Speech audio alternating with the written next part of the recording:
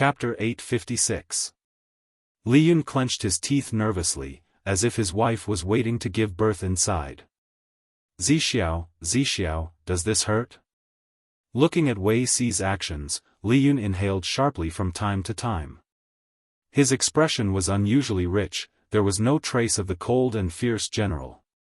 The stableman felt that he had lived for a long time. A strategist who knew how to deliver a horse, and a general who became silly and sweet in an instant, suddenly felt very down to earth. Wei Si turned his head and said to Li Yun, "Go to the side, don't make a ruckus here." Although White was very intelligent, the maras that gave birth were unreasonable. The surrounding environment was too noisy, which was not conducive to the birth. Li Yun was scolded. He hurriedly covered his mouth with both hands, his pair of black eyes filled with silent grievance. Wei Si's expression was somewhat solemn. If it was another month, the foal in White's belly would automatically adjust its position, but when he touched the position just now, he realized that the foal's position was not quite right. If that was the case, no matter how hard White tried, the foal could not be pushed out of the birth canal. "Bear with it will be fine in a while." Wei Si comforted White's emotions in a gentle voice. It kept whining and became more and more anxious, its ponytail swaying non-stop. Not long after, Jiang Pengji also received the news and hurriedly rushed over. Before she arrived, she could already hear White's whimpering in her ears. "White!" She called out, and Dabai responded with a whimper upon hearing a familiar voice. Jiang Pengji pushed away Li Yun, who was blocking the fence, and happened to see Wei Si kneeling on the ground with his arms crossed, his clothes stained. Wei Si had always liked cleanliness. Jiang Pengji did not expect him to disregard the filth and personally deliver a horse. "Zixiao?" Jiang Pengji entered the stable. Wei Si heard the movement and said without lifting his head, "Lord, help to stabilize White." As the pain intensified, White might not recognize him. When the time came, the situation would be even worse. "Oh, okay." Jiang Pengji stayed near Wei Si. White stretched out its head and rubbed against her hand, as if complaining about its grievance. With Jiang Pengji around, White's emotions were obviously much calmer. Wei Si was relieved. This was Dabai's first time as a mother, so she didn't have enough experience, so giving birth was going to be a little difficult for her. Wei Si concentrated on delivering the baby. Hot sweat broke out on his forehead and flowed down his cheeks to his neck, burying into his collarbone. He was about to raise his hand to wipe his sweat with the hem of his sleeve, but the sweat on his forehead had already been wiped away with a handkerchief.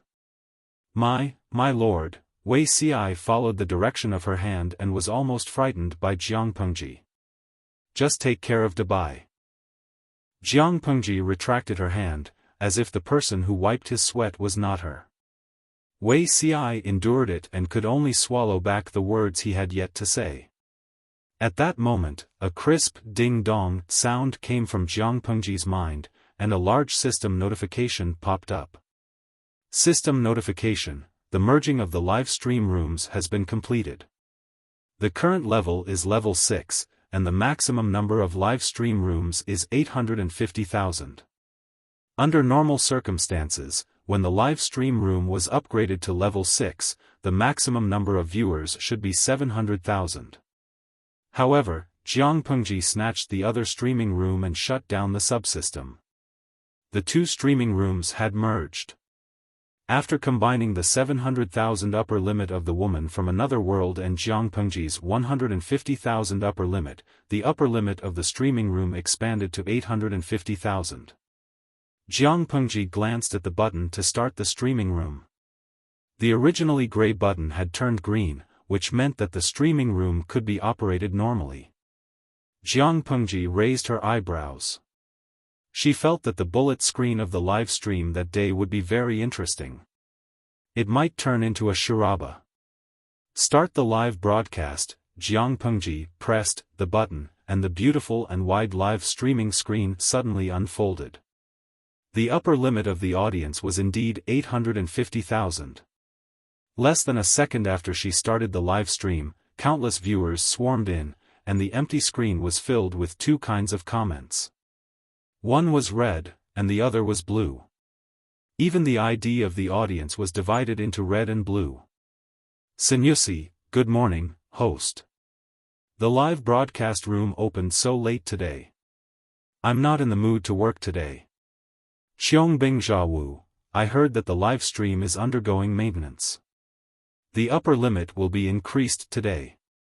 Why do I feel like it's still so hard to get a spot in the live stream? Ingya, I think so too.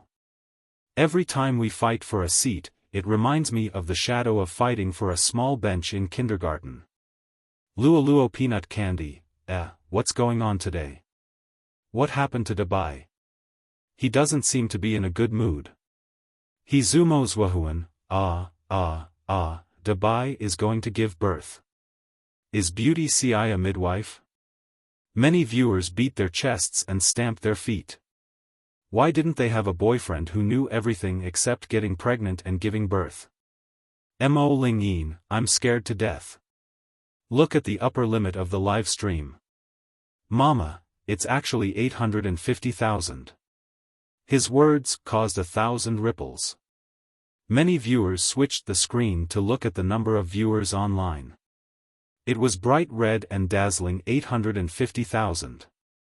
They all knew about the maintenance and upgrading of the live stream room, but they always thought that an upgrade would increase the upper limit by tens of thousands at most. When the live stream room first appeared, the upper limit was only a pitiful 3,000 viewers. At that time, the audience jokingly called it the ancient era. To be able to get a seat in the live stream room at that time, one must have practiced the Qilin arm. Under the Bodhi tree, there is a grain of sand. I took a look.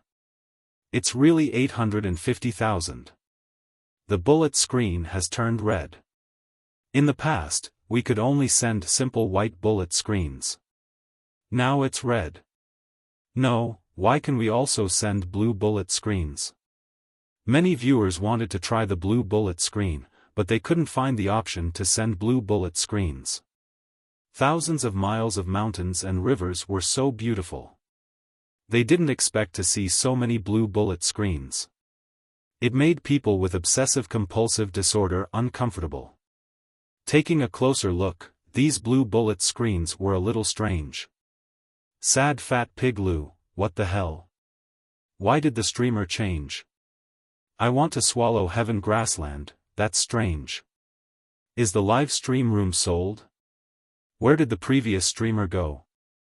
What the hell is this place? Watching film plus me, I didn't enter the wrong live stream room. Who the hell is this streamer? Don't call me Big Brother, I'm here to see beautiful girls, not to see two gay men and a mare. What the hell? Compared to the sea of red bullet screens, the number of blue bullet screens was much smaller. It was only 1/3 of the red ones. Shenjia, are all the people above new? Our streamer has never changed, okay? Even if you want to spread rumors, you have to follow the basic rules. Ridiculous. The red and blue bullet screens each had their own opinions. However, the blue bullet screen had a lot of obscenities. The bullet screen immediately exploded. Just then, a system mission announcement popped up. Chapter 857. This bullet screen was the standard brown color, meaning that it was a system announcement, but the audience's ID was blue. Without waiting for the red bullet comments to explode, the viewer with the ID "Brother has plenty of money" posted another bounty. A song of a beautiful dress danced, and the voice of a beautiful woman spread in all directions. Today, there was an audience member named "I have plenty of money" who was eager for the host to dance to a song. He requested for the dance to be moving and naked. Mission reward, 9 luxurious private helicopters. Audience member "Bro has plenty of money" whispered to the host, "Little girl, you just started in this industry, right? Be a little sweeter and call me hubby. In the future, I will especially treat you well and reward you." What? The audience in front of the screen was dumbfounded when they saw this bullet screen. When they came back to their senses, they were filled with endless anger. If it could be said that it was just brewing and about to erupt just now, then it was like magma gushing out, rushing into the sky. The overwhelming red bullet screen flooded in, and in an instant, the blue bullet screen was completely overshadowed. Happy point, I have plenty of money.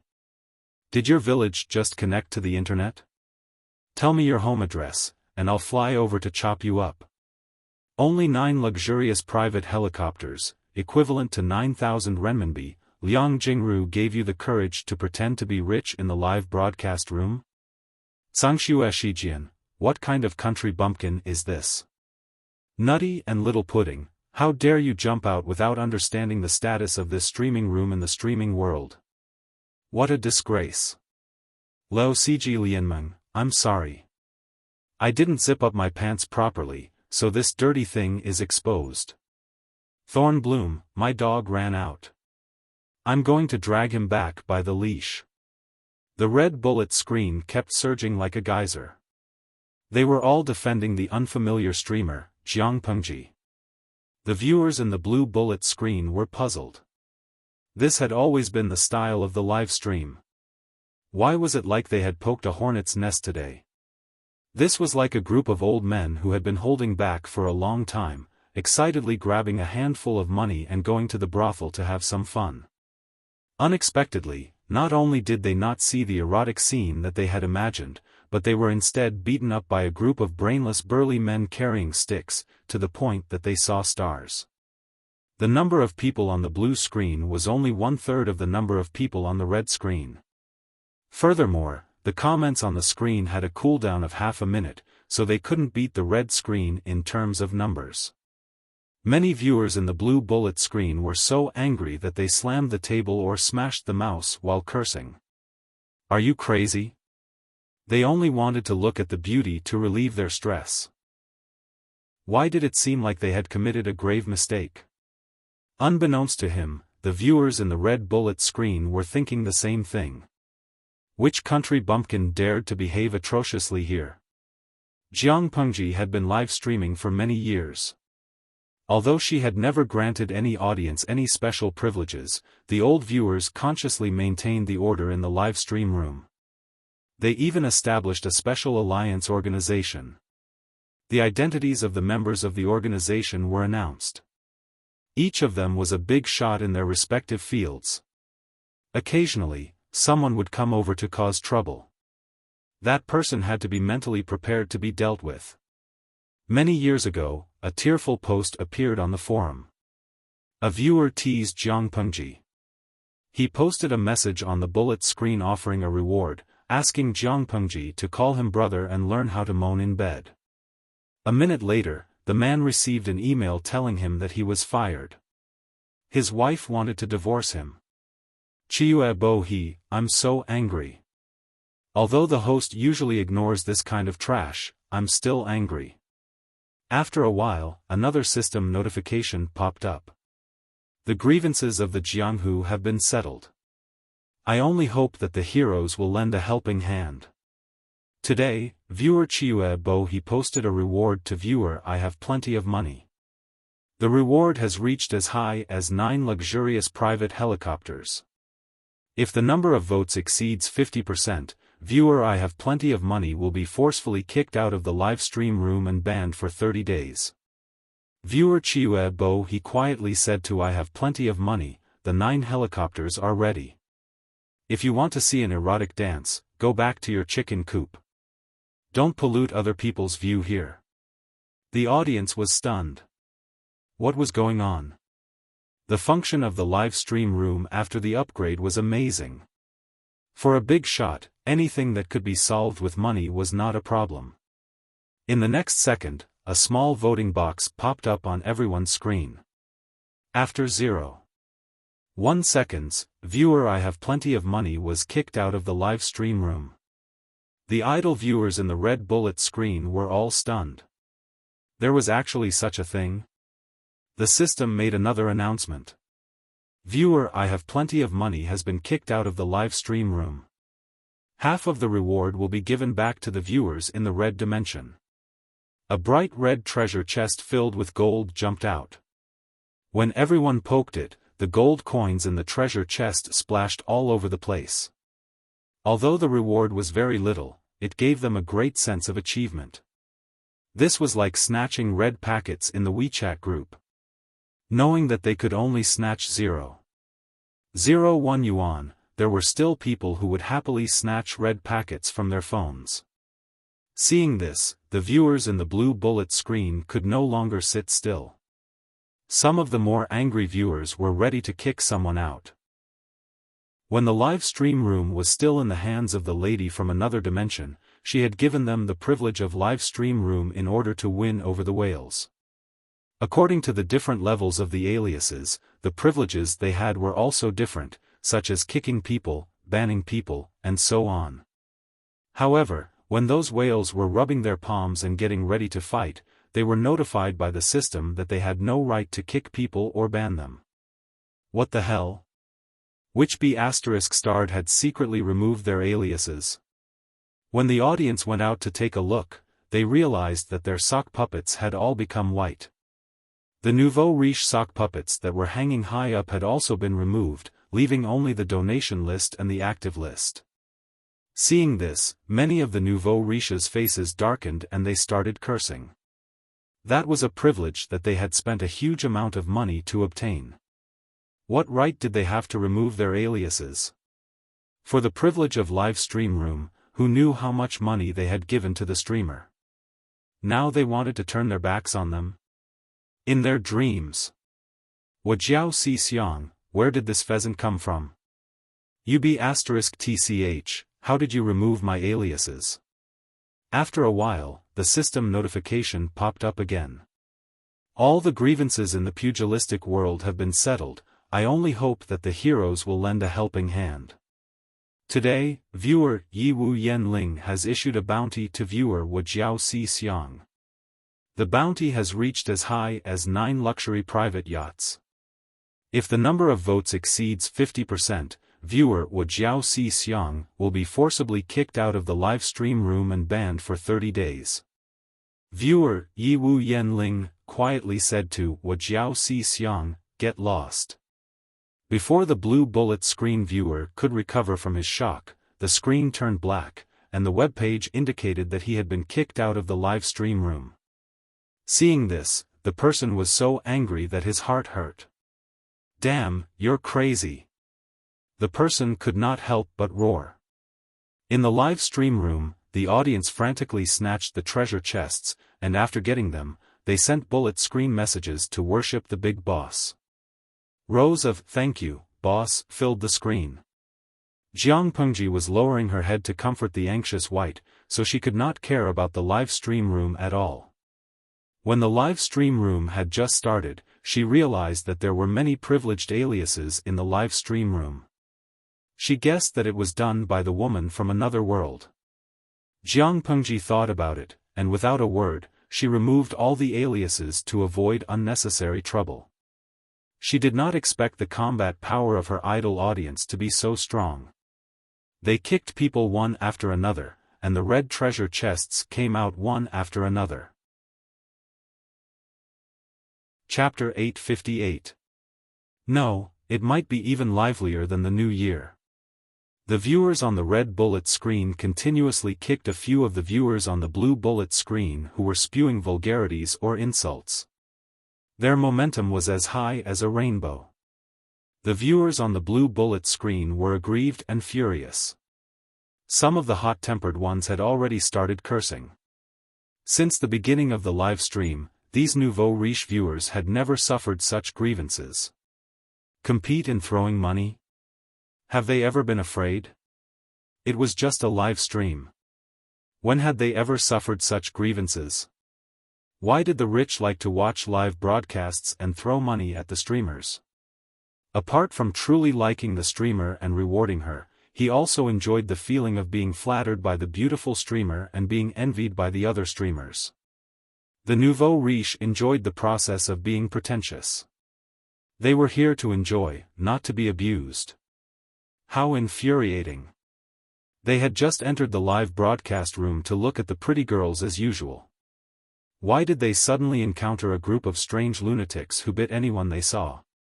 At this moment, the audience from the two dimensions had yet to realize that something was wrong. They only thought that they were from the same world. Adhering to the principle of being slapped in the face, a blue bullet screen viewer could no longer sit still. As a nouveau riche, if he couldn't enjoy the pleasure of being pretentious, he might as well be a salted fish. Big brother Jiuling, Yi Wu Yanling, I'm warning you, don't cross the line. Do you really think you're the only one with money? After this bullet screen was sent, a system announcement popped up. The grievances of the Jianghu have been settled. I only hope that the heroes will lend a helping hand. Today, Spectator Big Brother 90 has issued a bounty to Spectator Night Dance Flame Spirit. The bounty has already reached 9 luxurious private yachts. If the number of votes exceeds 50%, viewer Night Dance Flame Spirit will be forcefully kicked out of the live broadcast room and will be banned for 30 days. Audience member Big Brother 90 quietly said to Night Dance Flaming Spirit, "Your parents didn't teach you well, so I'm here to teach you how to be a person. Do you really think you can act like an elephant just because you've stuck 2 cloves of garlic in you? Little guy, don't try to act cool with me." After posting this reward, the blue bullet screen audience clicked their tongues and revealed a mocking smile on their faces. If it weren't for the fact that he had suddenly lost his privileged avatar, he would have long since kicked all these noisy red bullet comments away. That's right, this audience member was one of the tycoons in the female broadcast room. However, he did not like to talk. Usually, he would quietly watch the live stream and silently send gifts. He was always in the top 10 of the gifts list. He was waiting for the audience, Night Dance Flaming Spirit, to be kicked out of the live broadcast room. He didn't expect her to be so stubborn and fight him head-on. As soon as his bounty notice popped up, the system prompted him that a bounty had been placed on him by the Spectator, Night Dance Flame Spirit. The grievances of the Jianghu have been settled. I only hope that the heroes will lend a helping hand. Today, Spectator Night Dancing Flame Spirit has issued a bounty to Spectator Big Brother 90. The bounty has already reached 9 luxurious private yachts.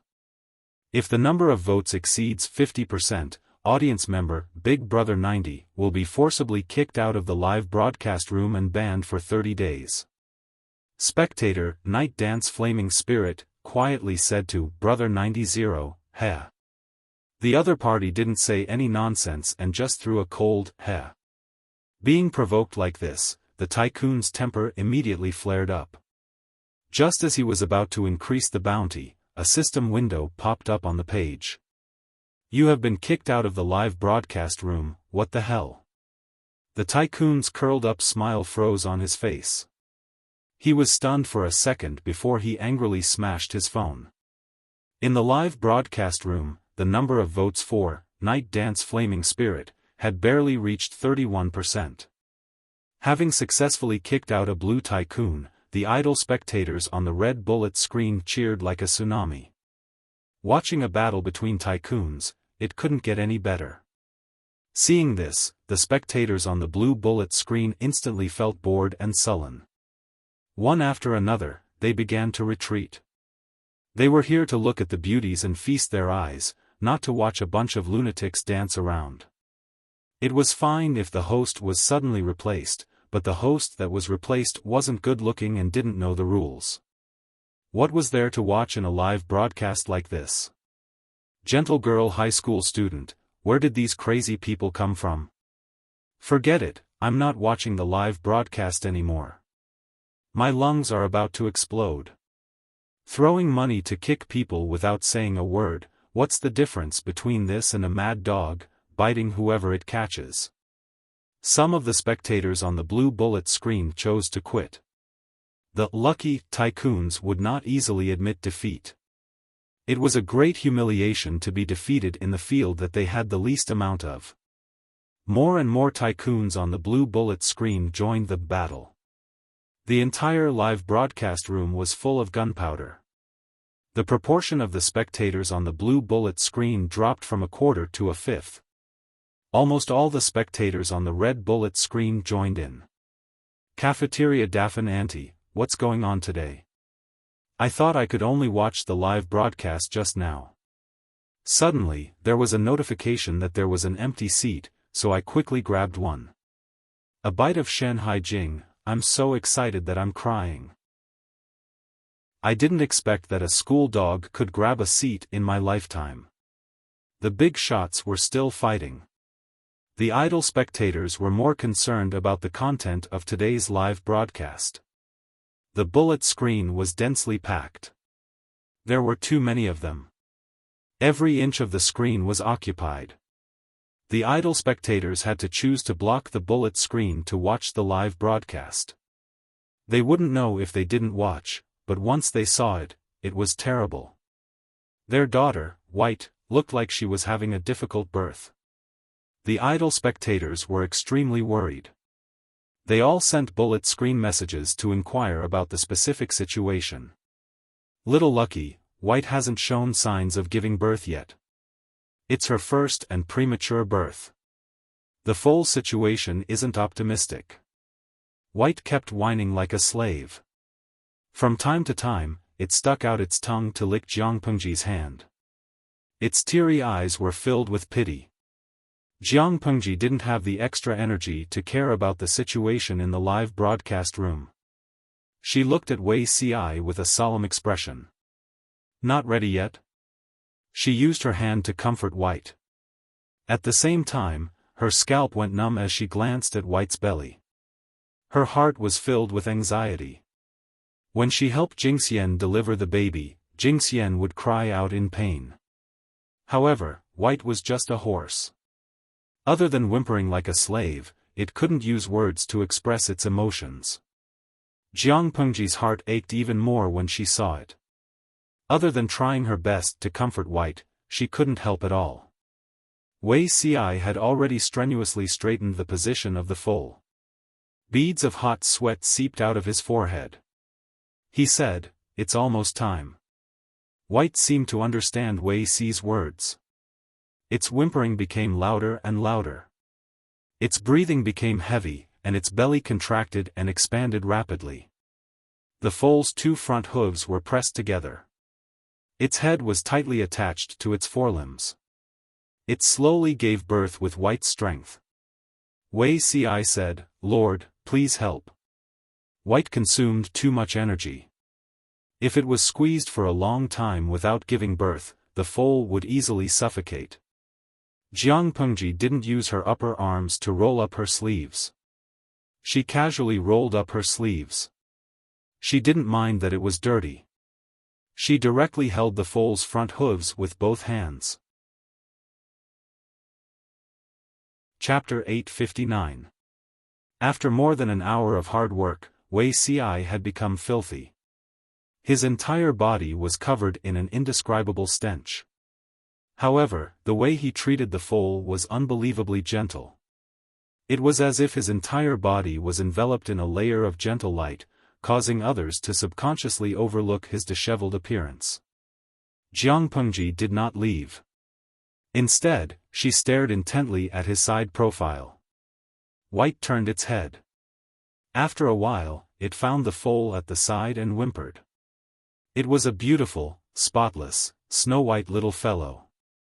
It stuck out its tongue and licked the remaining mucus off the foal's body. Its gaze became gentler. One could not tell that it was fierce on the battlefield. Wei Ci looked at White and a pure smile appeared on his face. He stretched out his hand and stroked its mane. No one knew what he was thinking. Although it was born prematurely by a month, the foal had inherited its parents' excellent bloodline. After a while, it tried to stand up. It spent some effort to break its umbilical cord. It staggered as it tried to get up from the ground. Its attempts were futile. Outside the stable, Liyun stared at the foal. Seeing it fail a few times, he was so anxious that he wanted to rush over and help it. Wei Ci saw his expression and laughed. Let it get up on its own. Hanmei, don't come over and cause trouble. Li Yun was depressed for a while after hearing that. Then, he mustered his spirit and continued to look at the foal with great interest. Although it was a newborn foal, if it grew up successfully, it would definitely surpass its master. Li Yun had picked up a treasure. Wei Ci stood up. Perhaps he had knelt for too long. After he stood up, he still felt a little dizzy. He calmed himself down and waited for his legs to regain feeling before calmly leaving the stable. He took a dry towel from the stableman. Wei Ci said to the stableman, "Keep watch here. In about an hour, White's placenta will come out. Remember to keep it so that it won't be swallowed by White. If the placenta has not come out after an hour, remember to send someone to look for me or a vet." The stableman nodded and bowed in acknowledgement, but in his heart, he secretly admired Wei Ci. He was a commoner. In his heart, the concept of nobility and inferiority was rather vague.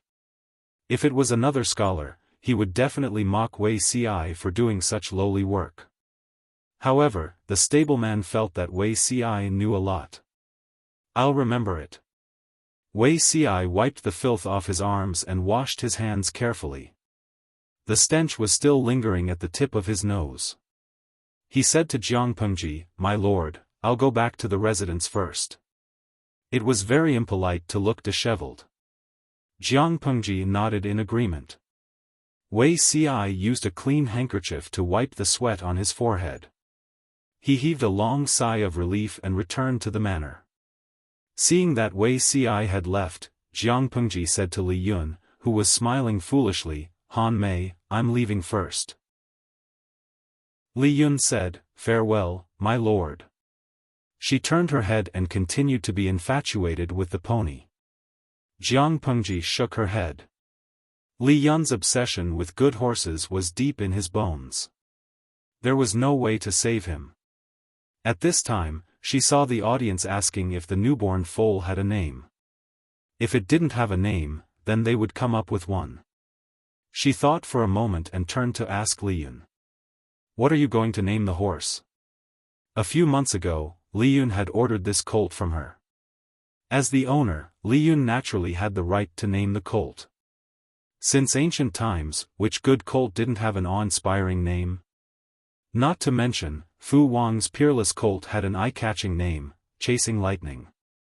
As for Jiang Pengji's steed, Cough, Cough, that was definitely an accident. They were obviously rare peerless horses, but one was called White and the other was called Little White. It sounded so cute. Where was the awe-inspiring name? Li Yun scratched his head. He wasn't good at naming things, so he kicked the ball back to her. "Why don't you give it a name, my lord?" Jiang Pengji was silent for a moment. The audience in the streaming room went crazy with bullet screens. "Please don't let the streamer name it. She's bad at naming things." Unfortunately, their thoughts didn't reach Li Yun. What they were most worried about still happened. Jiang Pengji thought for a while and said seriously, "Look at its snow-white body. Why don't we call it White?" "Li Yun, my lord, can I take back my request for a name?" Jiang Pengji asked, "Is it not good?" Li Yun didn't dare to say no. If he said no, Wan would find out and cause trouble for him. "No, no, no. It's a good name. I can tell it's a beautiful white horse just by hearing it." Jiang Pengji left contentedly. Li Yun looked at the colt in the stable that staggered to its feet and sighed with melancholy. Although the name White doesn't sound good, it can't be changed when the Lord gives it a name. Li Yun looked at his future comrade with melancholy. He nagged the stableman to take good care of White. The stableman nodded and bowed in agreement, not daring to object. It was his fault for carelessly letting a poisonous snake into the stable and scaring the pregnant horse. His lord didn't pursue the matter, so he should be grateful. Now he had to be extra careful and take good care of the newborn colt to make up for his mistake. On the other side, Wei Ci hopped onto an inconspicuous path and returned to his mansion. When the servant saw him in such a sorry state, he almost jumped in fright. Which cesspool did his Lang Jun fall into? How did he end up like this? Wei Si said calmly, "Go and prepare some hot soup and clean clothes." "Yes, I'll go and prepare now." The servant was very efficient. Wei Si immersed his body in water of suitable temperature. Only then did his sore and swollen muscles relax. He washed himself with pig fungus twice to wash away the strange smell on his body. He changed into clean clothes and carefully burned some incense. After a while, he heard the gatekeeper report that someone was visiting. "Who is it?" Wei Si took the visiting card and looked at the handwriting on it. He smiled. "Quickly let Yumo in." He had originally planned to catch up with Qingjing, but he didn't expect the incident with White to happen. He was so busy that he almost forgot. He had just finished bathing, so his hair was still wet. It was very impolite to meet a guest like this. However, he and Qingjing were from the same sect and had a close relationship, so it was fine. Qingjing saw his expression and teased him with a smile. "We're not in Langi now.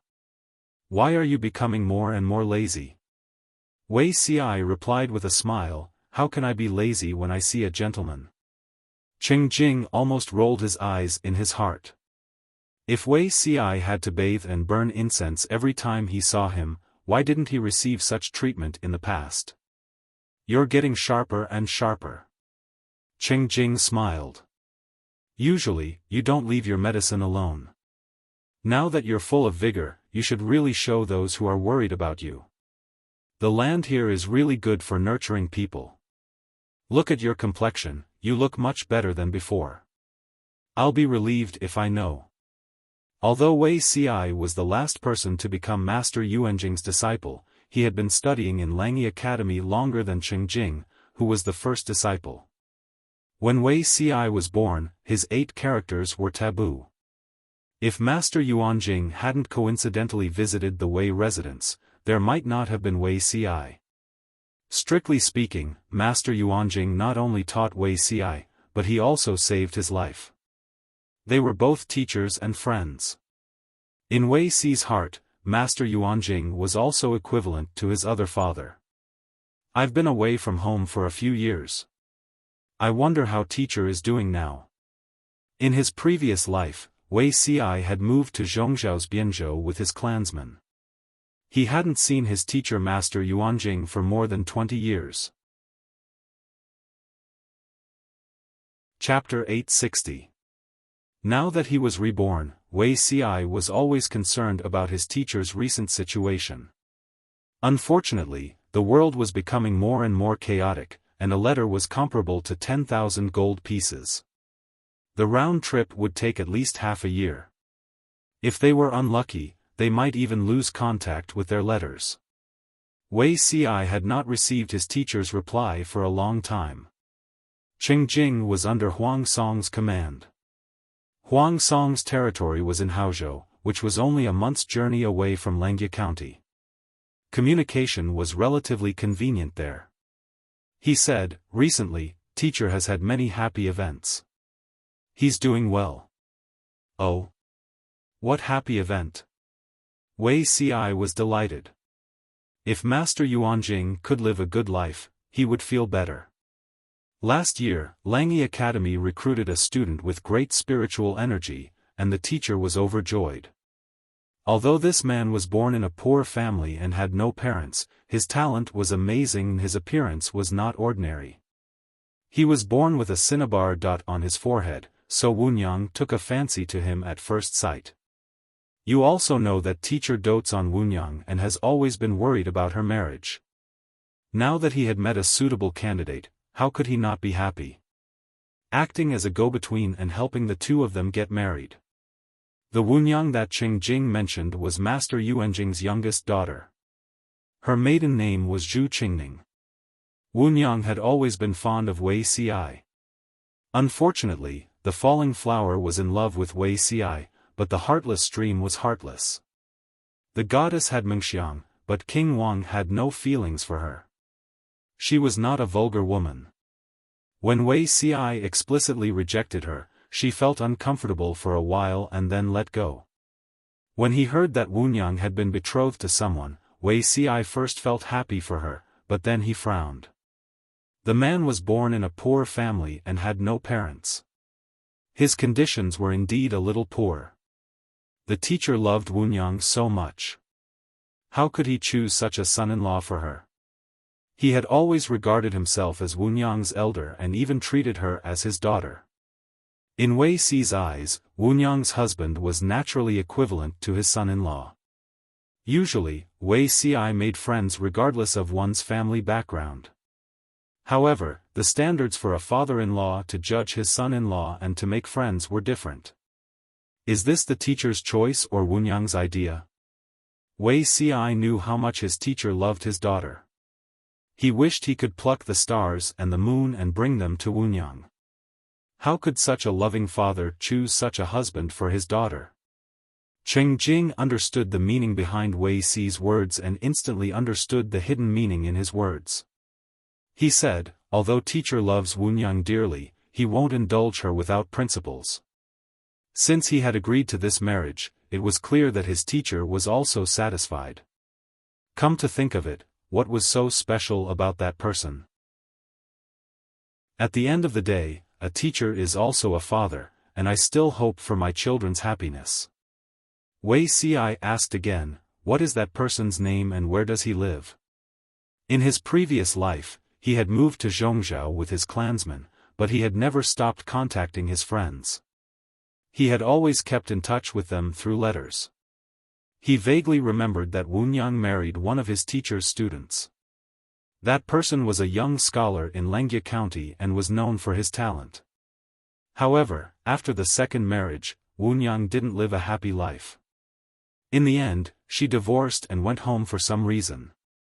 Cheng Jing thought for a moment and said, I heard that he's from Zhongzhou's Bianzhou. His surname is Nia and his name is Sun. His courtesy name is Cheng Yun. Nia Sun. Wei Xi furrowed his brows and rummaged through his memories, but he could not find any trace of it. Cheng Jing asked, Zi Shao, have you heard of this person? Wei Xi shook his head. I've never heard of him. Perhaps this person is a late bloomer and only became famous recently. Whether it was in his previous life or this life, Wei Xi had never heard of this person called Nia Sun. This was suspicious. One must know that Wei Xi had lived in Zhongzhou for many years in his previous life. Although he was an invisible person who was not valued, he still visited his relatives and friends. To put it bluntly, there was almost no famous scholar in Zhongzhou's Bianzhou that he had not met. If Nia Sun's talent could catch the eye of Master Yuanjing, there was no reason for him to be unknown in his previous life. As for the inborn cinnabar between his eyebrows, such an obvious mark, if Wei Xi had really seen or heard of it, it was impossible for him not to have any impression.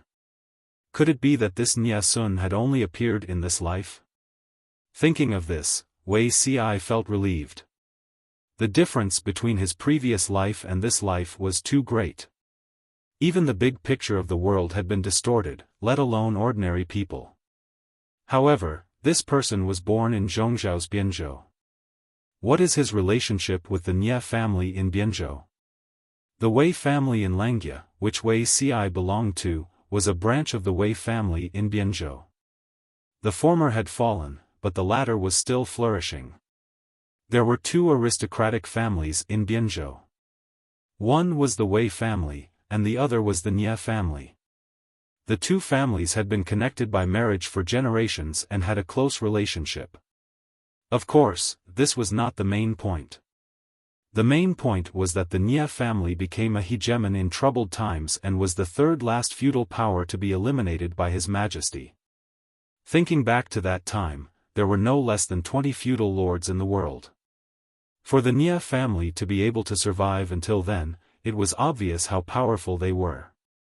Of course, after the Nia family surrendered, they did not stop stirring shit up. Thinking of this, Wei Xi's eyes had a hint of coldness. In the case of Crown Prince Zhang Zhua, in the 18th year of Emperor Yongchen of the Jiang dynasty, the Nie family secretly added fuel to the fire. Other than large families like the Nie family and the Wei family, there were many other aristocratic families involved. If they had not instigated, schemed, and tried to sow discord, the outcome would not have been like that. He and His Majesty were responsible for their improper upbringing, but at the end of the day, these ambitious aristocratic families were the main culprits.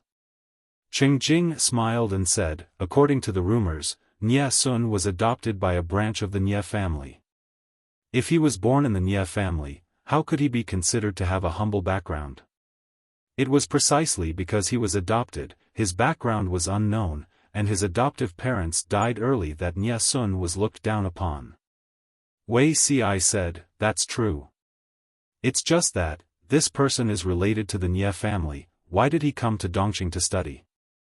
Master Yuanjing's reputation was indeed resounding, and he was comparable to a famous teacher in the world. However, aristocratic families like the Nie family had always implemented clan education and arrogantly thought that people like Master Yuanjing were just unorthodox. Even if Master Yuanjing's students were all top-notch, they were still criticized by these people.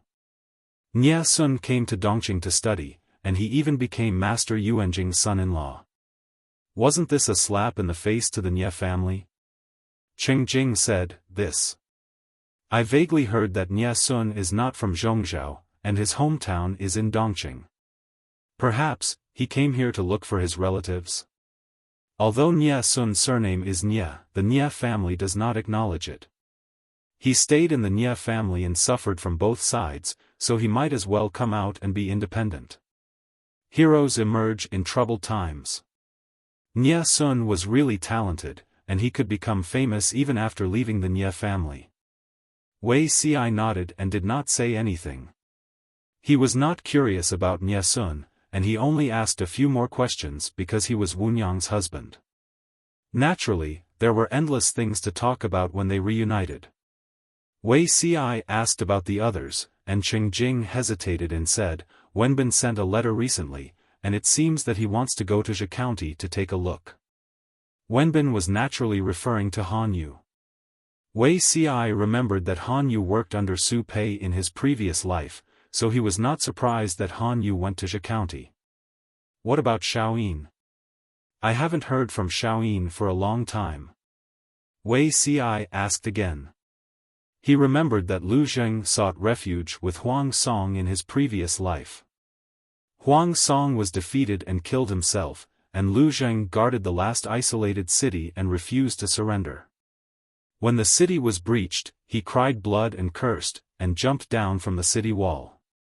If there were no changes in this life, then Xiaoyin would have gone to find Huang Song. To Wei Ci's surprise, Qing Jing did not know Lu Zheng's whereabouts. Half a year ago, Xiaoyin said that he wanted to go to the alliance meeting, but there is no other news until now. Wei Ci choked, and then shook his head helplessly. Chapter 861. Both Qing Jing and Wei Ci had written letters to their schoolmates. But everyone had their own plans. Han Yu and Lu Zheng had their own opinions. It couldn't be forced. Old friends reunited. Even though they belonged to two different camps, they could still talk happily as long as it didn't involve official business. After talking for a while, they seemed to have returned to their student days in the academy. The estrangement that they hadn't seen each other for years had disappeared and they were closer. At the same time, Jiang Pengji was also very happy that day because the idle fish in the streaming room took all the laughs. She wore a bamboo hat leisurely, carried a fishing rod and basket, and found a place where no one was around to fish. She said she was fishing to add to the meal for her subordinates, but what was the truth? She just didn't want to stay in the government office to deal with paperwork. Fishing while watching the battle between the red and the blue in the streaming room. It was a joy in life. Obviously, the viewers on the red bullet screen were Jiang Pengji's fans, and the viewers on the blue bullet screen were her original viewers. From the beginning of the battle between the tycoon and the tycoon, the viewers on the red bullet screen fought steadily and steadily, which made the viewers on the blue bullet screen fly into a rage. In the words of the viewers on the red bullet screen, "I just like to see you fly into a rage but can't do anything to me." It could be said that this operation was already very cool. I really don't know who led these idle fish astray. Their combat power is actually so strong. No matter how fierce the battle between the two sides was, Jiang Pengji was as steady as a mountain. She half lay on the giant rock by the stream and squinted her eyes to fish. In the eyes of the viewers on the red bullet screen, Jiang Pengji's behavior couldn't be more normal. Their streamer was so aloof and rarely interacted with them. If she interacted with them one day, the idle fish viewers would panic and be afraid that the streamer had been transmigrated by someone else. Even if Jiang Pengji was so aloof and distant, they still loved her very much. On the contrary, the viewers on the blue bullet screen became more and more bored as they watched. They chose to leave one after another, cursing before they left. "How cui shao jia, let's go. What kind of trash streaming is this? You didn't even say a word after watching it for so long. Ingu Mao, I thought there would be some special streaming, but I didn't see anything after watching it for so long. Go ahead and fish, at least say something. You're so aloof. Do you think everyone wants to watch your streaming?" To put it bluntly, at least the previous host knew how to dance erotically, tease the audience, and liven up the atmosphere. The current one was a block of wood, stupid, and ugly. What a waste of my traffic. Disappointing. Of course I'm forgiving her. I heard that this live stream is very powerful. I've been driving for more than 20 years and have never been censored by the country. I'm here because of its reputation. How is it censored? Forget it, it seems like I won't be able to see any interesting content. I'll leave first, the traffic can't keep up. Heavenly visitor, I feel cheated. I'm leaving too. Lang Defengi, it's a little strange. These red bullet screens seem to know this streamer. They're as crazy as dogs. Most of the blue bullet screen viewers chose to cross and leave in disappointment. After half a day, only 10% of the blue bullet screen viewers remained. Of course, this 10% of the audience was either bored out of their minds, or bored out of their minds. In any case, it was very difficult to get a spot in this live broadcast room. Being able to get a spot meant that they had fast hands and good internet connection. The bullet screen war in the streaming room went on for a long time. Jiang Pengji fished for a long time, but her fishing basket was still empty. Some salted fish could not stand it anymore and urged Jiang Pengji to give up. Nuzwang Xinghang, streamer, you'd better stop struggling. You can't even catch a shrimp, let alone a big fish. Accept the reality. Jiang Pengji's momentum was too strong. Wild animals were far more sensitive than humans. Where she was, all fishes and shrimps were basically extinct. Every time she came out to fish, other people would catch one, but she always got nothing. But fishing was about loneliness, not fish. Jiang Pengji sat cross-legged, holding the fishing rod in her right hand, her left hand on her knee, and her chin propped up. There was no one around, so she did not need to send bullet screens. She spoke directly to the audience. I see that the streaming room is especially lively today. You guys don't get along very well. What do you mean by not getting along very well? The salted fish were stunned, and it took them a while to react. Little angel, people with different beliefs cannot make plans together. There's no way we can get along. Streamer, do you know where these bumpkins on the blue bullet screen came from? The originally good atmosphere had unexpectedly turned into a mess. If I had known this would happen, I would not have leveled up. I'd rather fight with countless salted fish for 15 spots in the streaming room than stay in the same streaming room with these losers all day. Gue kai guo fengxiu, I don't want to get along. I'm so angry that I want to jump up and beat their heads. I'm so angry. Jiang Pengji rolled her eyes in front of everyone, like a salted fish that was stranded on the shore. She yawned. People from 2 dimensions are fighting for a limit of 850,000 people. People of all kinds can sneak in. I can't do anything about it. It depends on your hand speed. The streaming room has a limit of 850,000 people. Whoever is faster will be able to get it. The group of salted fish, wait, they seem to have overlooked something. Host, can you repeat what you just said one more time? That's a lot of information. Let's highlight the words, 2 dimensions. Jilan Yushu, wait, streamer, don't scare me. What do you mean by 2 dimensions? Could it be that the color represents the dimensions, the red bullet screen is for allies, and the blue bullet screen is for people from another dimension? Jiang Pengji smiled and said, why would I scare you? It's really 2 dimensions.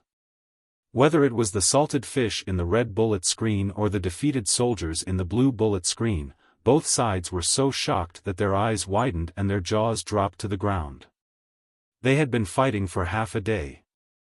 Both sides were furious. One by one, they said that they wanted human flesh. They fought it out.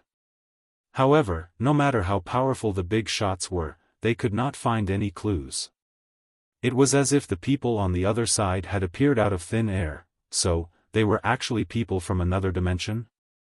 Cha Mi Dalao, wait, did I go too far just now? Did they all die? People from 2 dimensions can actually fight in the same streaming room and watch the streamer from a 3rd dimension. This is epic-making fate. Hello, my friends.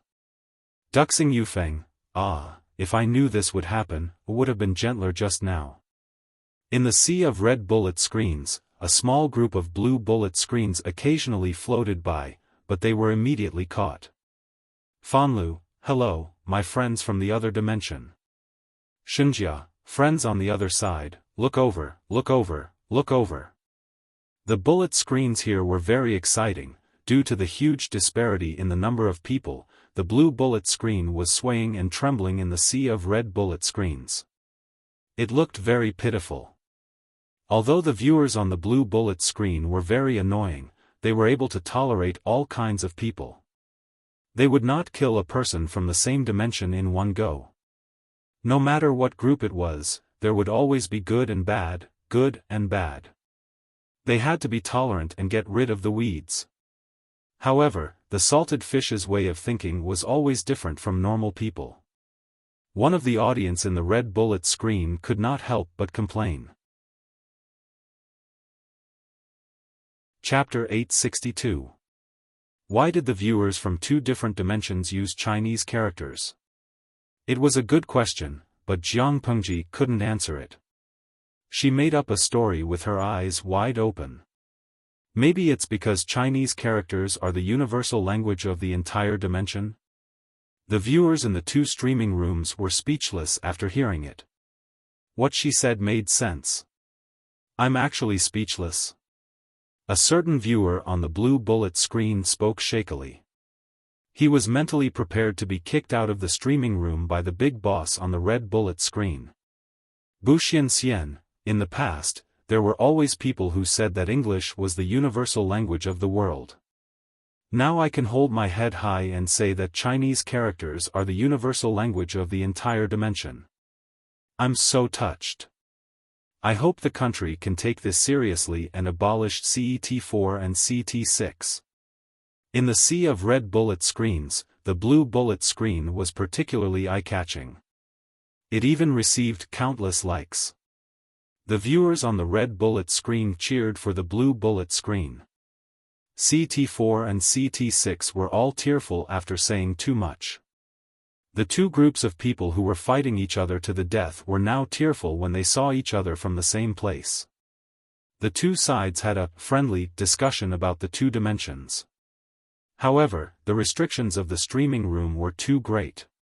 They couldn't talk about topics related to politics. They racked their brains and could only figure out the timeline of the 2 dimensions. Other than some differences in historical events, the general situation was actually the same. Many quick-witted and ill-intentioned people had already come up with crooked ideas. Since the situation of the two dimensions was so similar, but the development was different, could they help each other? Thinking about the more popular plagiarism category in online novels, maybe they could imitate it. Who knows, it might become popular. Anyway, it was two different worlds.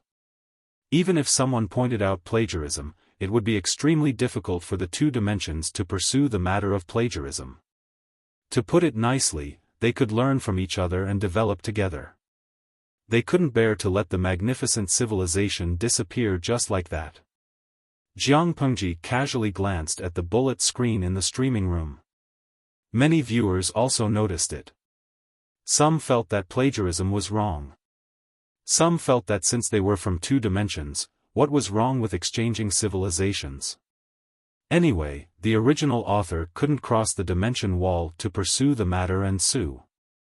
Online novels were all like this. No one would know even if they plagiarized. They forgot that this was Jiang Pengji's streaming room. As a streamer in a level 6 streaming room, her authority was higher than before. After a while, those in the audience who were discussing the feasibility of borrowing were all kicked out. They were stunned for a moment. When they looked at the system notification again, their faces couldn't help but twitch. Because you have violated the rules of the live broadcast room, you have been kicked out of the live broadcast room by the host. To be honest, this was the first time Jiang Pengji took the initiative to kick someone since she took over the streaming room. Even a fool would know that she was a little angry. Not only were there blue comments, but there were also quite a number of red comments. Jiang Pengji had a warm smile on her face. According to the federal law on the protection of original works of literature and all kinds of property rights, the crime of plagiarism is very serious. The minimum penalty is 3 years, and the maximum is life. Even if they weren't sued by the original creator, 90% of the profits would still belong to the original creator, and they would have to compensate for their mental distress. If you want to use it as a reference, I won't object, but please ask the original author to personally authorize it. Furthermore, you can request the government to take the lead and establish a special alliance to regulate the cultural exchange between the two planes. After that, she got up to pack up her fishing rod and basket, preparing to go home. After hearing what Jiang Pengji said, some of the audience blushed. Some felt that she was meddling in other people's business, while others strongly supported her. After all, the streaming room was someone else's territory, and the audience had to act according to the basic rules. After going through half a day of battle, the audience from the two planes could barely communicate calmly. Seeing this, Jiang Pengji revealed a faint smile and leisurely returned to the city. Unbeknownst to her, the matter of the streaming room had grown wings and occupied the headlines of major websites. It was fine if it was a cross-dimensional live broadcast, but now she could communicate with the audience from another plane on the same streaming platform. She was going to go to heaven. The red comments were relatively calm. Although Jiang Pengji's streaming room was a little strange and often showed all kinds of violent scenes, on the whole, it was still positive. Many directors who filmed ancient wars liked to edit the content of the live broadcast and use it as a reference. Nowadays, the film and television industry preferred to shoot indoors more and more. They used the green screen wherever it was useful, and they rarely spent energy on shooting real scenes. In general, Jiang Pengji's streaming room was more positive in the eyes of the public. However, it was different for the viewers in the blue bullet screen. As soon as the news spread, it was like a stone that stirred up 1,000 ripples. Abuse and mockery had the absolute upper hand. Thanks to the female transmigrator, the streaming room had been labeled as despicable. In addition, the streaming room had been around for more than 20 years. Many of the audience had a fixed impression of it. Once it was mentioned, they could not help but curse or mock it, as if it was a pile of stinky feces. After such a long time, the audience in the streaming room had been fixed. Now that the streamer had suddenly changed, not only did it not attract new readers, but it also drove away this part of the audience who liked beautiful women. As a result, for a long time, the ratio of red to blue in Jiangpengji's streaming room hovered around 9:1 or 19:1. The red bullet screen viewers were overjoyed. The cake was only so big. The streaming room's upper limit was 850,000. They could not wait for all the upper limit to be theirs. Yes, the streamer was theirs. No unruly people could snatch her away. Jiangpengji did not care about this. She did not care which plane the audience was from, as long as they were not from her original plane. As a general of the Federation and the commander of 1/10 of the army, she had now been reduced to a small farm owner. Her fate was miserable. Humming a tune, Jiangpengji walked into the city under the orange afterglow of the sunset. The streets were still bustling with business. The street vendors were shouting and hawking, and children were chasing and laughing. Ah, the child who was leading accidentally bumped into Jiangpengji. She did not move an inch, but the child fell. There are carriages and pedestrians everywhere. You naughty children, if you want to play, go somewhere else. Jiangpengji's face was fierce. She picked up the child who had fallen. The child was sobbing. A woman in the distance saw it and was scared out of her wits. She hurriedly ran over to carry the child away. She was so scared that her shoulders were trembling. The woman saw Jiangpengji's face clearly. It was as if someone had stolen her voice. She could not say anything. Jiangpengji was usually very close to the people. Many people knew what she looked like. The woman had seen her before. My son is naughty and has disturbed the prefecture magistrate. As the woman knelt, the 2 or 3-year-old child in her arms knelt as well. Jiangpengji had a very good memory. She saw the woman's face and found it somewhat familiar. You are? Listening to the woman's words, she was obviously not an ordinary village woman. Chapter 863. Jiangpengji was surprised. She lifted her hand to help the woman up and said with a smile, "This isn't a good place to talk. Why don't we sit in the restaurant next door?" Judging from the woman's appearance, she lived a hard life. She lived frugally and only ate 1 meal a day. The child beside her was raised well. He was fair, chubby, and adorable. Even the clothes he wore were made of fine cotton. Fine cotton was not expensive, but for a peasant family with an average family, it was a huge expense. The woman hesitated for a moment, then beamed with joy. She carried the child in her arms and followed Jiangpengji to the nearby reception house.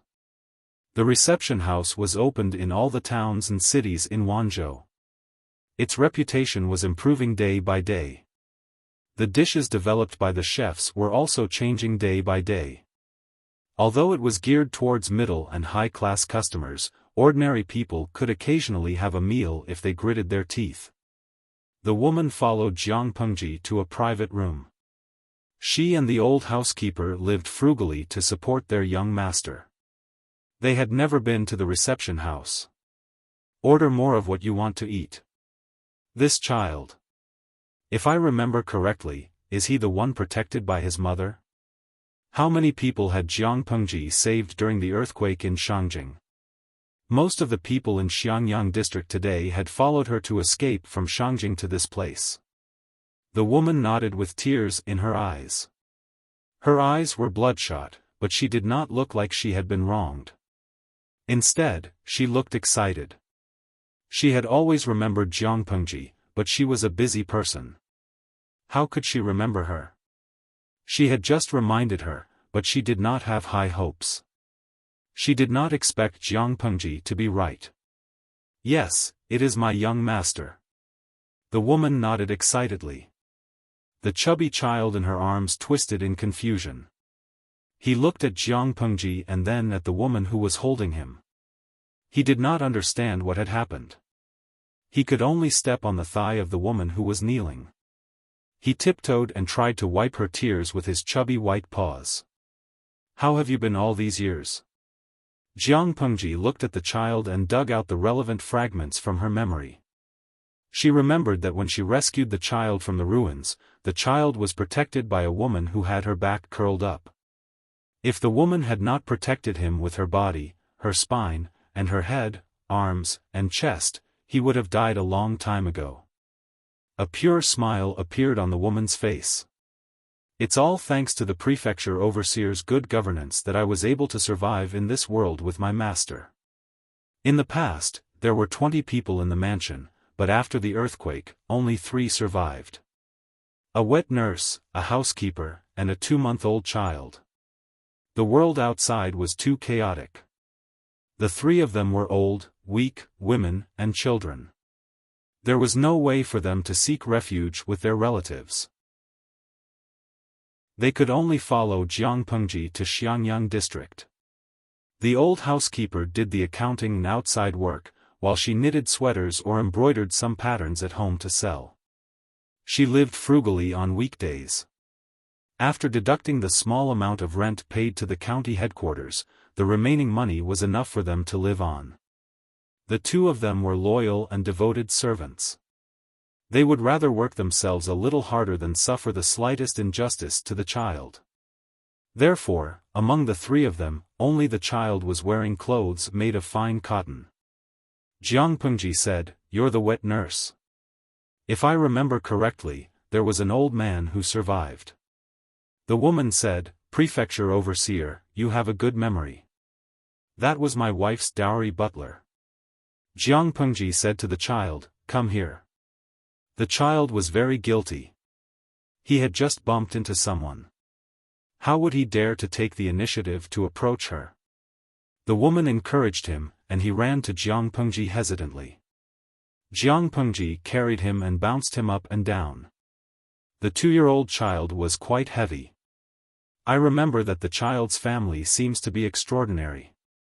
Have you never thought of bringing the child to look for his relatives after so many years? Before the earthquake, land in Shangjing was expensive. Those who could buy property there were either rich or respectable. Logically speaking, the child's parents were not ordinary people. The woman said, "I had this plan for a long time, but there were wars everywhere in the past. The housekeeper and I didn't dare to bring the young master to take risks. Therefore, it has been delayed until now. I plan to save enough money in a few years to set off to look for my relatives, so as not to delay the young master's initiation." In the whole of Dongqing, what place was safer than Wanzhou? The lion was entrenched and heavily guarded. The prefecture magistrate loved the people like his own children. He governed the whole of Wanzhou in an orderly manner. Outside the boundaries of Wanzhou, there were either wars or all kinds of disasters. How could she and the old housekeeper protect the young master? Jiang Pengji carried the child and put some food in his bowl. "What is this child's background? Since I saved him and met him on the street today, it seems that we are fated. If I can help, I can send someone to pass a message to the child's relatives and ask them to bring the child back as soon as possible. Looking at you, these years have not been easy." The woman's eyes turned red again. She kowtowed and said, "Thank you, prefecture magistrate. If there is a next life, I will definitely tie a ring to repay your kindness." Wiping away her tears, the woman continued, "My master is from the Chui family of Chongzhou." The Chui family of Chongzhou? Jiang Pengji carried the child in one hand and ordered the food on the table with the other. What a coincidence. Chongzhou was her father, Lu Shi's territory. As for the Chui family, Jiang Pengji had vaguely heard rumors about them. The Chui family had been in Chongzhou for a long time. They were the local tyrants, but they were not a proper noble family. They had resources, but they were looked down upon. The reason was simply because the Chui family had a close relationship with the northern borderline. They did business in both places. They were even fence-sitters. They leaned toward whichever side the wind blew. Jiang Pengji corresponded with Lu Shi. He did not have a high opinion of the Cui family. He even said that they reeked of money. How could they be noble and virtuous like scholars? At first glance, the Cui family was aligned with power and money. No wonder Lu Shi had such a bad impression of them. The woman nodded vigorously. She said, "My wife is the eldest daughter-in-law of the Cui family's first branch. Chongzhou and the northern borderline were borderline. It had always been a place of constant conflict.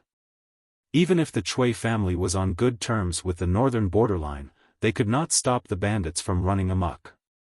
The Cui family sent the eldest daughter-in-law to Shangjing to await delivery. Who knew that they would encounter a rare earthquake?" Jiang Pengji had a change of heart. "My father is the prefecture magistrate of Chongzhou. What a coincidence. I will write a letter to my father and ask the Cui family to send someone to bring you back." For the woman, it was a difficult task, but for Jiang Pengji, it was as easy as lifting a finger. After the woman heard it, she kowtowed to Jiang Pengji a few times in excitement. She almost spoke incoherently. Jiang Pengji looked at the child and smiled meaningfully. She inquired about the residence of the woman and the child and accompanied them for dinner. Only then did she return to the district headquarters under the thin and cold moonlight. She said to the people beside her, "Summon Wenjing, Zisher, and Zixiao. Tell them that I have something to discuss with them." The others were not in Xiangyang district. Jiang Pengji could only summon the 3 advisors first. Jiang Pengji waited for a while. Qiguan Rang, Fengzhen, and Wei Ci arrived one after another. The 3 of them looked at each other. They did not know why Jiang Pengji summoned them alone. Chapter 864. Without the slightest precaution or apprehension, their lord had thrown them a thunderbolt just like that. Just 6 words, like a sudden clap of thunder, shocked the 3 trusted advisors so much that they didn't know what time it was. Attack the northern borderline now? My lord, you want to ascend to the heavens? What are we going to use to fight? Our heads? Even Fengzhen, who was always joking and frivolous, was so frightened by Jiang Pengji that he didn't dare to speak. Qiguan Rang didn't seem to have any reaction, but the feather fan in his hand was fanning furiously. It was obvious how anxious he was. Wei Ci was the first to react. He stepped forward and said, "My lord, you mustn't do that. Attacking the northern borderline now wasn't courage, it was courting death." Wei Ci had thought that his lord was more mature in this life than in her previous life, but now it seemed that she was even more reckless. Jiang Pengji laughed in her heart, but she asked, "Why not?" She didn't do it on a whim. She had clearly thought it through. They all treated her like an enemy, as if she was unreliable. Fengzhen and Qiguan Rang followed closely to persuade her. No matter what, they had to make their lord dispel this dangerous idea. Qiguan Rang said, "My lord, attacking the northern borderline now is not a good time." Fengzhen secretly took a deep breath. He stepped forward and said, "I agree with the 2 of you. The northern borderline has experienced the horse plague and suffered a great loss in military strength, but a centipede dies but never falls down. If we don't have the confidence to kill them in one strike, we can't easily attack the northern borderline. Attacking now is no different from striking a rock with an egg. The books on war say that the military is a matter of great importance to a country. It is a place of life and death, a path of survival. In our opinion, we need to go through 5 things: take advantage of the right time, the right place, and the right people. Only then can we give it our all. The time is not ripe yet, so we must not attack." Previously, they had agreed to peacefully develop for a few years before going to war. Why did their lord change her mind now? The 3 of them groaned in their hearts, but they also understood Jiang Pengji's temperament. If they didn't say the ugly things, it would be difficult to convince her to give up on this idea. Jiang Pengji sat in the seat of honor and leaned against the table.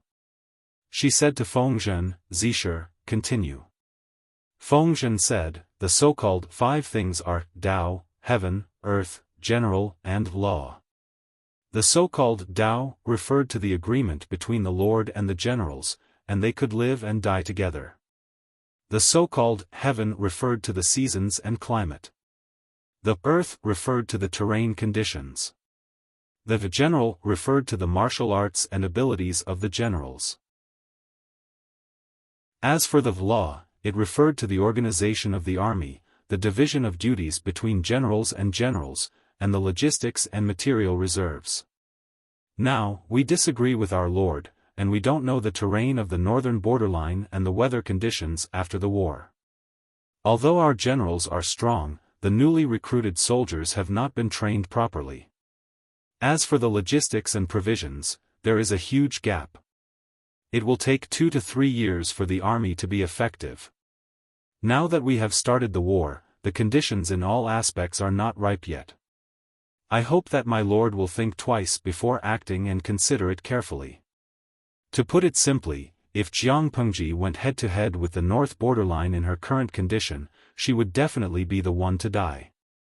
Fengzhen and the others couldn't figure it out no matter how hard they racked their brains. Why did their lord suddenly want to attack the northern borderline? Which idiot instigated this? Jiang Pengji smiled and said, "I understand what Zisher is saying." Since she understood, why did she still have such a bold idea? Fengzhen and the others complained about her incompetence.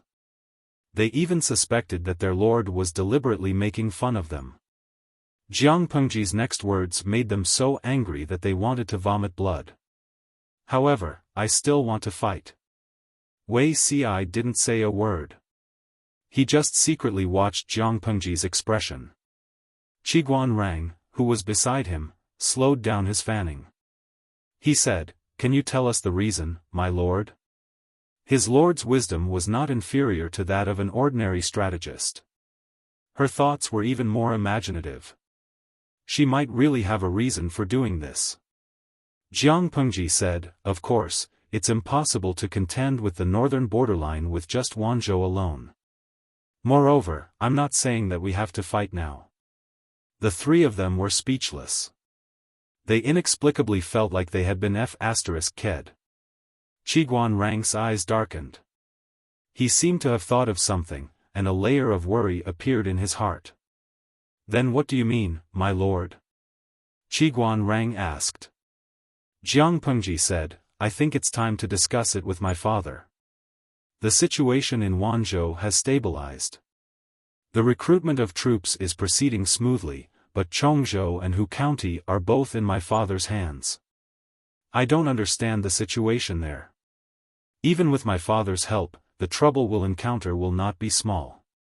Those who are loyal to my father may not be loyal to me. While it's still early, I want to merge the existing forces into one as soon as possible. Only when the people's hearts are completely united can we have a chance of winning against the northern borderline." Fengzhen's eyes turned. He seemed to understand Jiang Pengji's reasoning. He asked, "My lord, are you worried that your stepbrother has ulterior motives? Lu Shi only had a son and a daughter.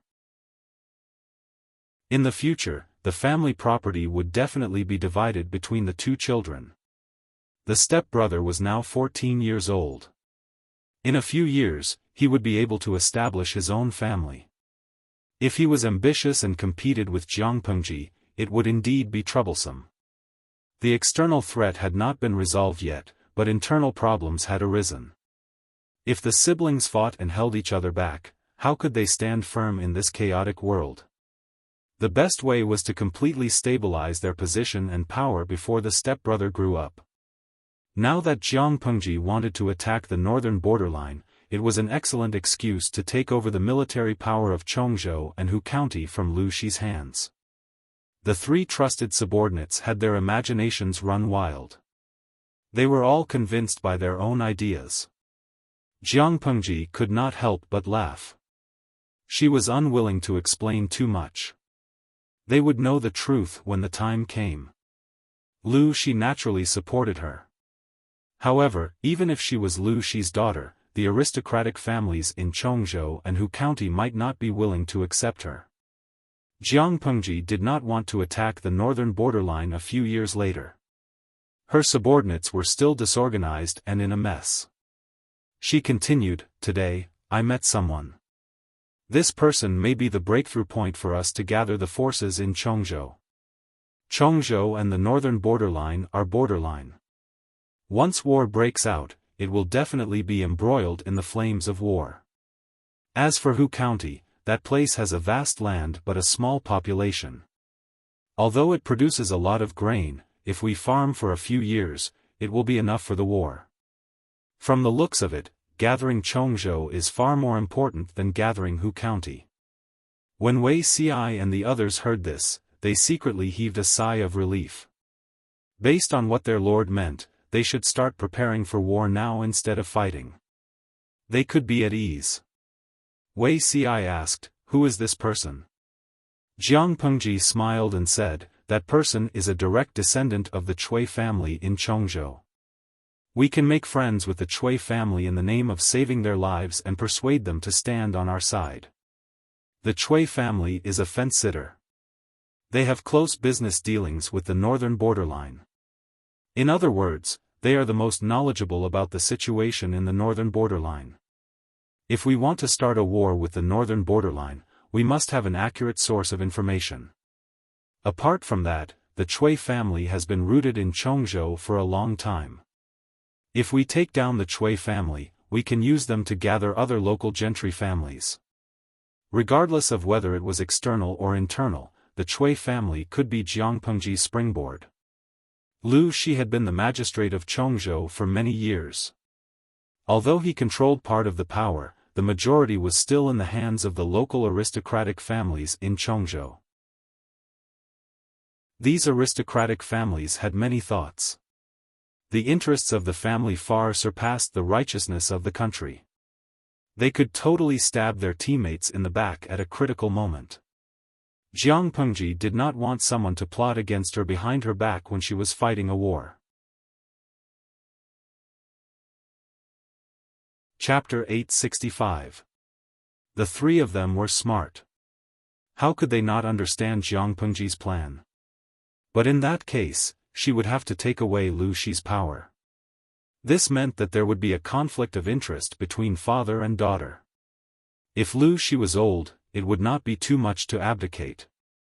But Lu Shi was still in the prime of his life. Would he be willing to give up his military power and be a free rich man? Whether it was Wei Xi or Feng Zhen, they had no confidence in this matter. Qiguan Rang turned his gaze to Jiang Pengji and hinted vaguely, "My lord has to discuss this matter with the old master." Jiang Pengji lowered her eyes and said, "I know.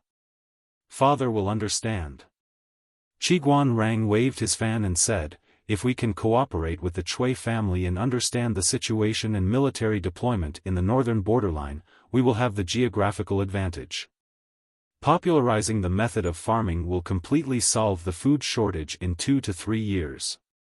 The army will be self-sufficient. The generals have rich experience in war and are very familiar with training troops. In the long run, they will definitely be able to train up a fierce and powerful army. At the same time, the northern borderline will be greatly weakened by the horse plague. Later, with Zixiao's strategy of rabbits and sheep, we will have the power to fight the northern borderline in 3 to 5 years. It's said in military books that the poor of a country will lose to the teacher, and the people will be poor. Wei Xi added, "If we fight the northern borderline, the long-distance transportation of food will inevitably increase the pressure. The price of food near the army will skyrocket. The local people will be affected and their financial resources will be exhausted. More importantly, the longer the transportation of food is, the higher the risk. Once the food line is cut, the soldiers at the front will be in a desperate situation. In my opinion, my lord can send people to farm in Chongzhou and greatly reduce the transportation of food, so that the soldiers will not have to worry about the rear. If food was transported from Hu County or Wanzhou to the front line in Chongzhou, the consumption would be unimaginable. In ancient times, the transportation of food mainly relied on manpower and animal power. The journey was long and time-consuming. It did not mean that the front line would receive the same amount of food as the amount of food transported to the front line. The animals that transported the food had to eat, and the laborers that transported the food had to eat too. If the front line received 1 dan of food, the rear had to send 20 to 30 dan. If there was a war, it was best to farm in a large scale near the front line. This would greatly reduce the risk and consumption of food transportation. But, if that was the case, Wei Ci could not help but frown when he thought of other things. Jiang Pengji asked him, "Zixiao, did you think of something?" Wei Ci's expression stiffened. He sighed and said, "Due to the impact of the horse plague, the economy of the northern borderline has been severely damaged. As a result, the price of foodstuffs has skyrocketed. A large number of lowly herdsmen are unable to afford foodstuffs and live a difficult life. If the northern borderline knows that we are stationing farmland on a large scale at the border of Chongzhou, when the time comes, it will definitely attract a large number of cavalry to plunder." Ci's consideration was not thorough. "I'm afraid that the plan just now will not work." If that was the case, all the grain they had planted in the fields would be taken away by the northern borderline. Were they storing food for themselves or sending food to the enemy? When Wei Ci understood this, he felt ashamed and bowed to ask for forgiveness. Jiang Pengji said, "You're right. Why do I need to apologize? It was a good idea to station fields at the border of Chongzhou to reduce the consumption of grain. If the northern borderline sends their cavalry to raid us, we don't have to be afraid. We can directly use these people to practice and get used to the northern borderline's fighting style in advance." However, Zi Zhao's suggestion had to be changed. Farming is fine, but it cannot be concentrated in one place. Set up a few more. Currently, the northern borderline could not mobilize their cavalry on a large scale. They could only plunder on a small scale. If the northern borderline's cavalry came to plunder, they would not be able to plunder much at one time. The losses were small, and they could use them to practice. If the grain was stored in one place, if the enemy sneaked around and attacked from behind, wouldn't it be awesome to burn the granary? The four of them discussed the details in detail. Only when the first rays of dawn were slightly tipsy did Jiang Pengji end the topic reluctantly. The three strategists who were forced to stay up all night to work overtime were speechless. "Let's stop talking about this first. I'll write a letter to my father and explain the reason to him. He will support me." Jiang Pengji stretched her body peacefully and said to the three of them, "Do you want to stay for breakfast? Today's breakfast is pork buns with mushrooms. It tastes delicious." Feng Zhen was used to wandering around. He often stayed up late, but he was not tired. Qiguan Rang's work and rest schedule had always been stable. He paid attention to his health, but his lord was inhumane. He was used to staying up late. Needless to say, Wei Ci did not even have eye bags after staying up all night. "Thank you, my lord." The three of them ate breakfast with Jiang Pengji and went back with their heads full of battle details. Feng Zhen and Wei Ci were both single people. Their mansions were close to each other.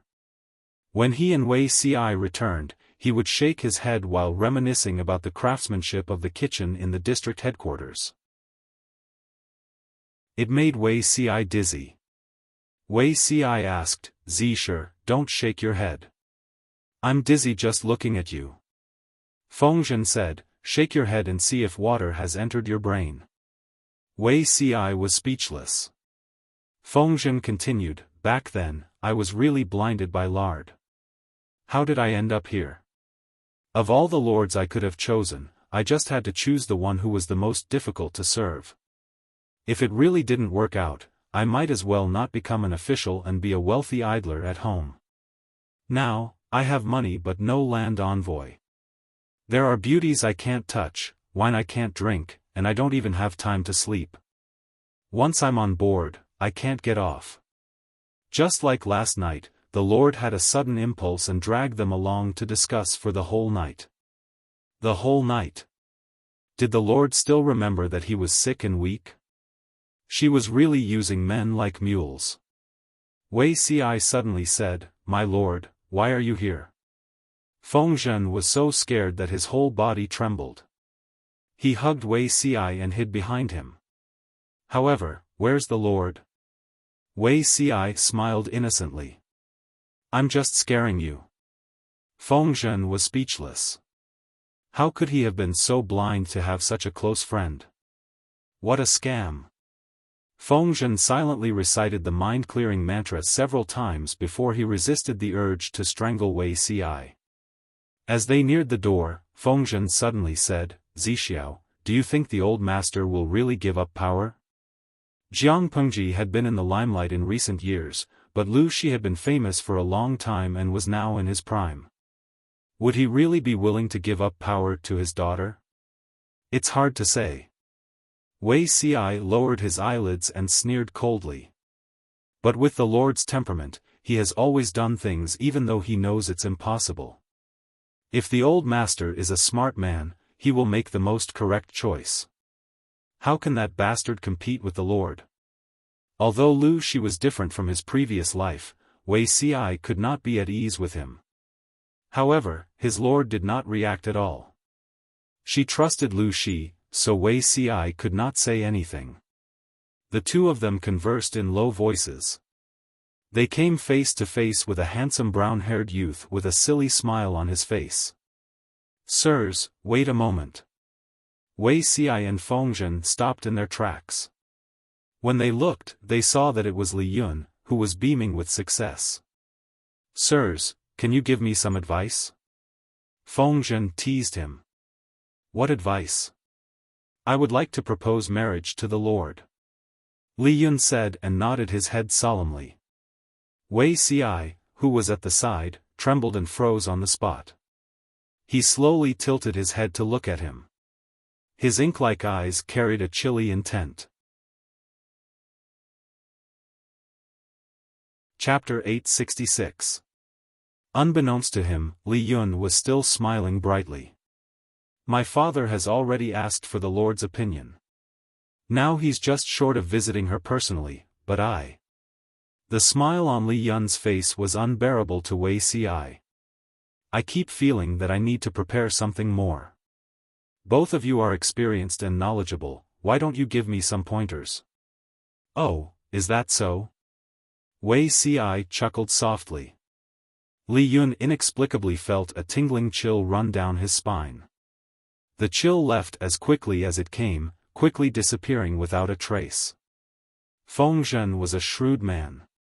He acutely noticed that Wei Ci's emotions were a little off, but Li Yun, the simple-minded youth, was too slow to notice. He had an idea. He tiptoed and rested his hand on Li Yun's shoulder. He teased him with a smile, "Han Mei is already a man in his 20s. He should have started a family long ago. This is a rare joyous occasion in Wanzhou. It must be a grand affair. It must be done in a lively and joyous manner." Wei Ci's thoughts went astray for a moment, but Feng Zhen would not misunderstand. There were indeed a lot of bachelors in Wanzhou.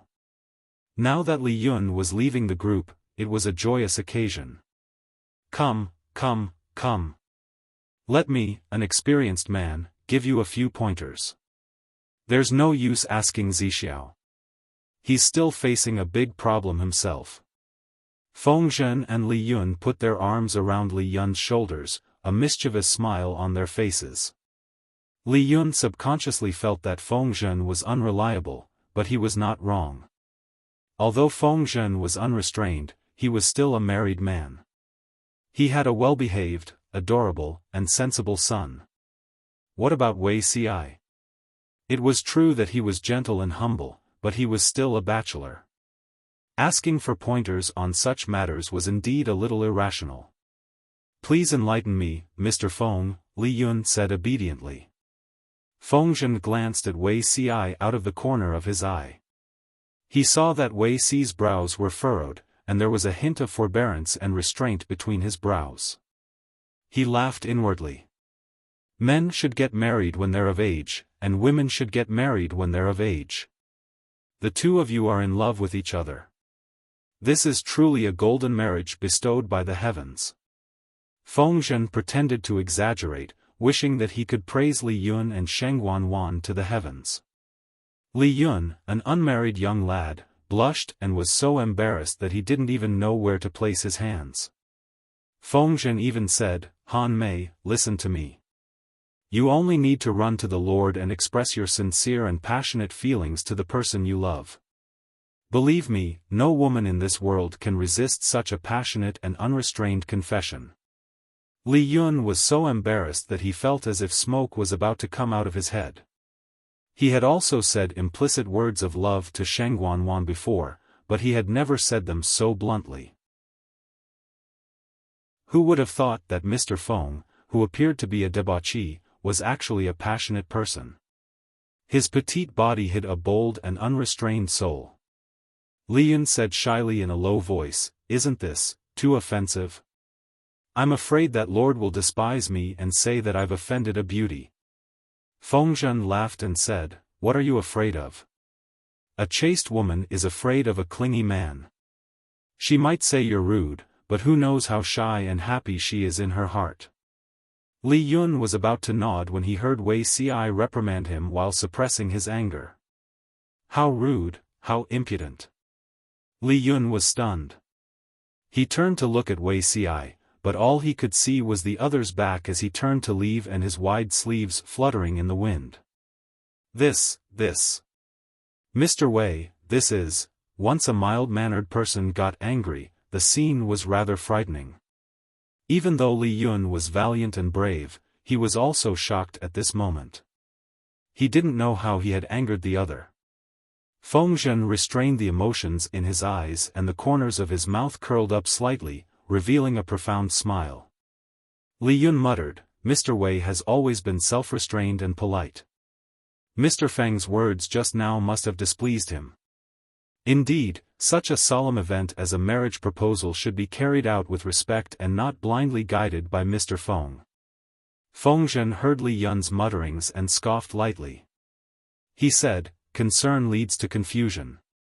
Even he, Wei Zixiao, is no exception."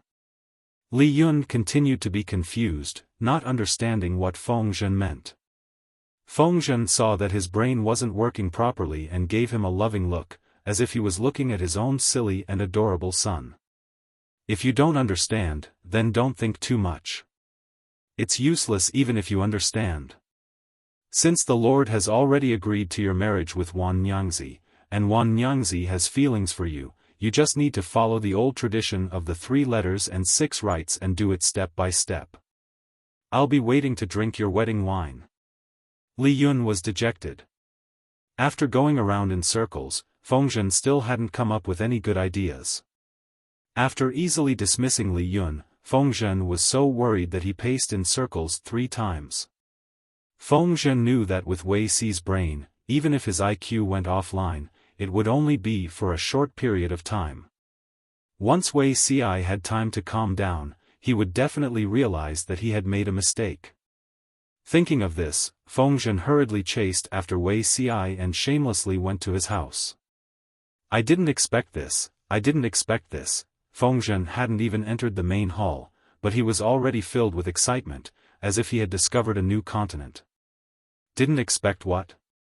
Wei Si had been back for a while. He knelt near the table and stared coldly at the boiling tea stove.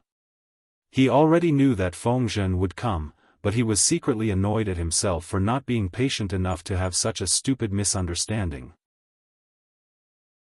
I really didn't expect that you, Wei Zixiao, would have such thoughts about your lord. Feng Zhen lightly slapped the table. The sound wasn't loud, but it was enough to make one's heart tremble. When Wei Si heard this, he suddenly raised his head. His ink-black eyes contained an undisguised sharpness. Sure, you can eat whatever you want, but you can't say whatever you want. When did I ever have any disrespectful thoughts about my lord? Fengzhen had a smile on his face as he sat beside Wei Ci. Just disrespectful thoughts? Fengzhen wouldn't let this opportunity slip by. It was rare to see Wei Ci being forced into a corner. No matter what, he had to enjoy it. He said aggressively, no matter who it was, when they first heard that Han Mei wanted to propose marriage to my lord, the first thought that came to mind was that he wanted to propose marriage to my lord and marry Sheng Wanwan. But you're different. Your first thought was that Han Mei wanted to propose marriage to my lord and marry her. Do you think it's reasonable to say that you don't have any other thoughts about my lord? Wei Ci opened his mouth. His secret thoughts had been exposed by Fengzhen, and for a moment, he didn't know how to refute. His glib tongue that flowed like a river didn't have any effect on him at all. Absurd. He could only spit out these two words. Fengzhen, who had been imposing just a moment ago, raised his hand and put it around Wei Ci's shoulder the next second, looking like a good brother. My lord isn't married, and you aren't either. Isn't it normal to have such thoughts? Fengzhen said. Why are you so secretive about it? Look, you almost scared the little angel Han Mei just now. Wei Ci raised his hand and brushed Fengzhen's hand away. His expression was dark and solemn, and he looked at Fengzhen with even more vigor. How can a person like my lord be disrespected so easily? I don't want to hear such words from you again. Ci and my lord are innocent. Chapter 867. Wei Ci said, My lord, you have yet to succeed in your hegemony, you should not be hindered by this kind of love affair.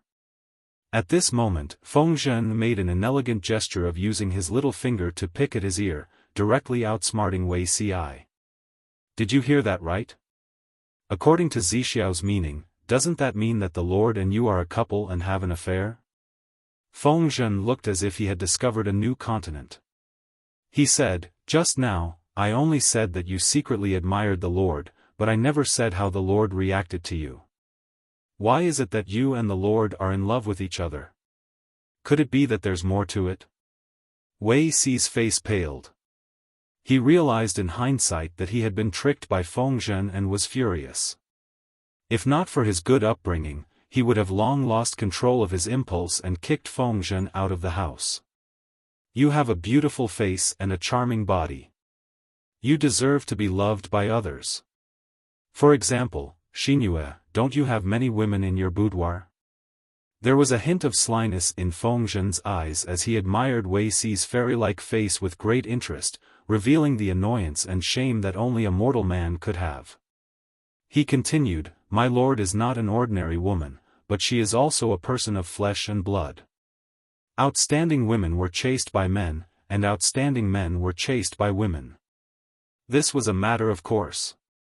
The pavilion closest to the water enjoys the moonlight first. Taking advantage of the fact that no one has an advantage over you, it's better to make a move early than later when she has her eyes on someone else. The only thing is that I'm afraid only you can marry a woman like Lord Wei Ci. After a while, Wei Ci squeezed his molars and squeezed out a sentence. Prodigal Fengzhen, your words and actions really live up to your nickname. When Wei Ci flared up, Li Yun would be frightened, but not Fengzhen. I'm just teasing you. Why are you so serious? Fengzhen curled his lips in an unrefined manner. He said, My lord is currently 18 years old. In another 2 years, he should be thinking about marriage. Do you really think that she is an immortal banished from the heavens, living in the wind, eating and drinking dew, with no distractions in her heart and no emotions? Taking 10,000 steps back, Zixiao had placed his lord on a pedestal, but had he ever thought of an heir? I will have to face this problem one day. As an outsider, Fengzhen naturally saw things more clearly than Wei Ci. He could also tell that Wei Ci did not treat Jiang Pengji as his lord. He clearly worshipped her as a god. Who knew that the gods in Wei Si's eyes were ultimately just mortals with flesh and blood? Feng Zhen's words calmed Wei Si's raging flames for a while. Carrying on the family line is a common human thing, Wei Si said dejectedly. I have never had any improper thoughts towards my lord. It was Feng Zhen's turn to be confused. Adoration was adoration, what was there to avoid about it? Wei Si was about to drown in a jar of vinegar over the blunder just now, but now he refused to admit it. How was this a man who was so bashful? She was clearly a little princess. Feng Zhen said angrily, I really don't know what you're conflicted about. He said to Feng Zhen, there are some things you won't understand until the time comes. With his previous life's experience, Wei Si knew that this matter was not as simple as love between a man and a woman. It involved many entanglements of interests. If his lord was not the final victor and was destined to fail, what was wrong with Wei Si going all out and confessing his feelings? But he knew that was impossible. His lord would definitely win, and she would create an unprecedented golden age for all the people in the world. Wei Si did not want to be a stain on her reputation and give those gossipy people a reason to attack her. If possible, he hoped that he could stand by her side and quietly sweep away the pebbles for her, so that she could walk more steadily. Feng Zhen wanted to tease him a little more, but he saw Wei Si's deep frown. The pain on his face did not seem fake, so he could only stop. He was a prodigal son. How could he understand the principle that the more Wei Si liked and admired, the more he dared not approach? It won't be you. It will always be someone else. Feng Zhen folded his hands into his sleeves. Every word he said was like a knife stabbing into Wei Si's heart. Just now, Han Mei only made a slip of the tongue, and you're already so jealous. When the nightmare comes true, tsk, Feng Zhen added, why can't you understand? Wei Si responded with silence. The prodigal son said, I don't understand what you're worried about, but if you think about it carefully, I guess I can guess a thing or two. You're just worried about the gossip of others and the fight for the heirs in the future? It's not difficult to talk about it. Why don't you just change your surname and marry into her family? Wei Si was speechless. To prevent Feng Zhen from going too far, Wei Si could not bear it anymore and said, it's not just that. Feng Zhen asked, then what is it? Wei Si rubbed his brows and said, do you think it's possible for my lord to become the emperor? Feng Zhen thought for a while and said, if she can successfully get rid of the calamity of the northern borderline, my lord will be able to add 9 pebbles and become her own emperor. If she could conquer the northern borderline, plus half of Dongqing's territory, it would not be too much to make her own emperor. Wei Si asked again, if a woman becomes the emperor, will her husband be the ruler? Feng Zhen instinctively wanted to reply, ridiculous, but he suddenly paused. Wei Si smiled bitterly and said, if her husband is the ruler, it will undoubtedly be the ruling family of the Empress. The country will not rule the country, and the so-called emperor will become a joke. The important officials of the court can tolerate one empress, but can they tolerate 2 or even 3? If the throne is passed to a prince, the fight between the empress relatives will become more and more intense. As you can see, the aristocratic families are at their peak and have military power in their hands.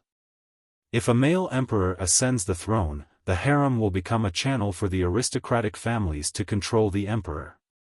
No matter what they do, it will be wrong. It's still a little far to talk about this now, but it will have to be faced eventually. Feng Zhen was stunned. He really did not think so much.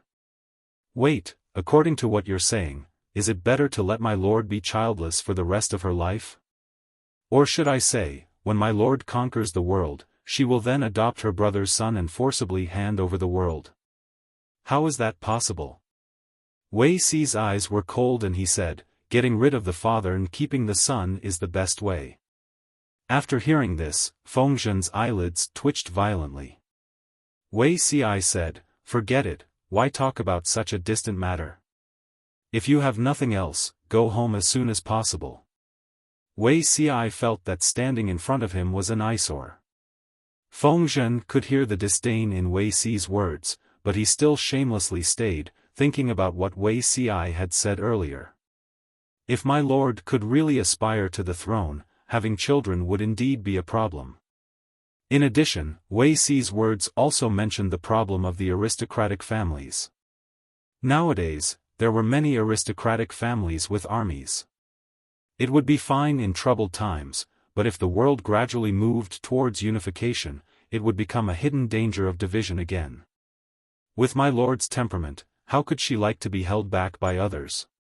Either she would completely weaken the aristocratic families, or they would retaliate and turn them into mere puppets. The interests of the two were completely opposite, and there was almost no possibility of reconciliation. Feng Zhen frowned and thought of many hypotheses.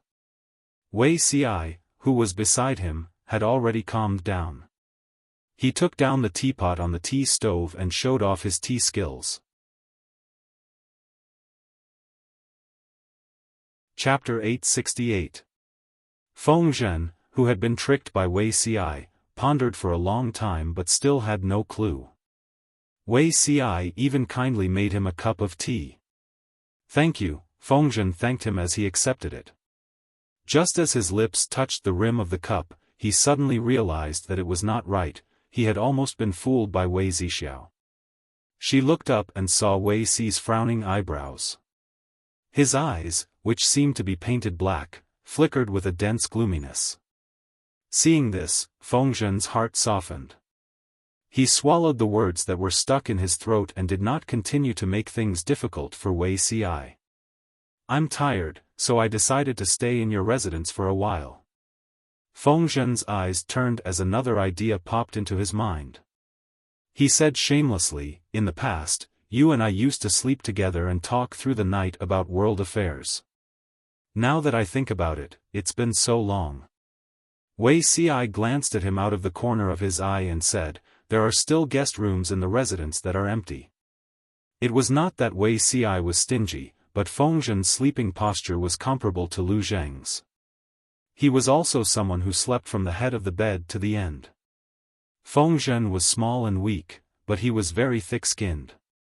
He coaxed and pestered his way to Wei Xi's master bedroom. While Wei Xiai was taking a shower, he unrestrained took off his clothes, leaving only his pajamas on, and hurriedly rolled into the bed. Wei Xiai was a bit of a neat freak. The bed was regularly washed and changed. Even in this sweaty weather, the bed was still clean and tidy, emitting a fresh and natural fragrance. No matter what, it was much better than Feng Zhen's dog-hole-like bedroom. By the time Wei Xiai washed up and was ready to sleep, Feng Zhen had already fallen asleep with his limbs spread out. His clothes were slightly open and his hair was messy. He was sprawled out, taking up most of the space. The weather was still hot and it was easy to sweat. Feng Zhen did not even take a shower and just rolled onto his bed. Wei Xiai thought to himself that when Feng Zhen woke up, he would definitely wash this mattress 3 to 5 times. Wei Xiai was wearing white pajamas and lay on his side on the other side of the bed. Drowsiness overwhelmed him and his consciousness slowly drifted into dreamland. At this moment, Feng Zhen deliberately lowered his voice and asked, Zixiao? Zixiao? Are you still awake? Wei Xiai struggled to open his eyes and answered vaguely, what is it? Feng Zhen said, speaking of sleeping together, I suddenly thought of something. You and the Lord seem to have once shared the same bed and slept together? Wei Xiai narrowed his eyes as he listened, but he was highly vigilant about anything related to Jiangpengji. When he understood the content of Feng Zhen's question, he was so shocked that his entire body quivered, and all his sleepiness was gone. Feng Zisher, if you don't want to sleep, you should go back to your house earlier. Feng Zhen supported his cheek with one hand and turned sideways to look at Wei Xiai. That flawless, jade-like face was now filled with complicated emotions. There was embarrassment and shock, as well as the fear of having his secret exposed. It had to be said that this greatly satisfied Feng Zhen's bad taste. "No. I'm not leaving." Feng Zhen shamelessly crawled onto the bed and hugged the pillow with both hands. Suddenly, his fingertips touched a roll of something. He reached out and carefully touched it, taking out the scroll. It was actually a scroll that had been carefully put away by someone. Without waiting for him to react, Wei Si's expression changed again, and he uncharacteristically pounced on him. Feng Zhen instinctively dodged and avoided Wei Si. Relying on his agility, he ran away with the scroll. He didn't want to open the scroll, but Wei Si's reaction was too abnormal. "Tsk. The precious thing on the bedside, could it be the fire-repelling painting that you usually look at for fun?" Feng Zhen escaped quickly and opened the painting quickly. Wei Si was afraid to take action, so he couldn't catch up to him. "Feng Zisher." Wei Si was so angry that he took the long sword by the side of the bed and unsheathed it. Feng Zhen was so frightened that his hair stood on end. Was he serious? Feng Zhen quickly glanced at the contents of the painting.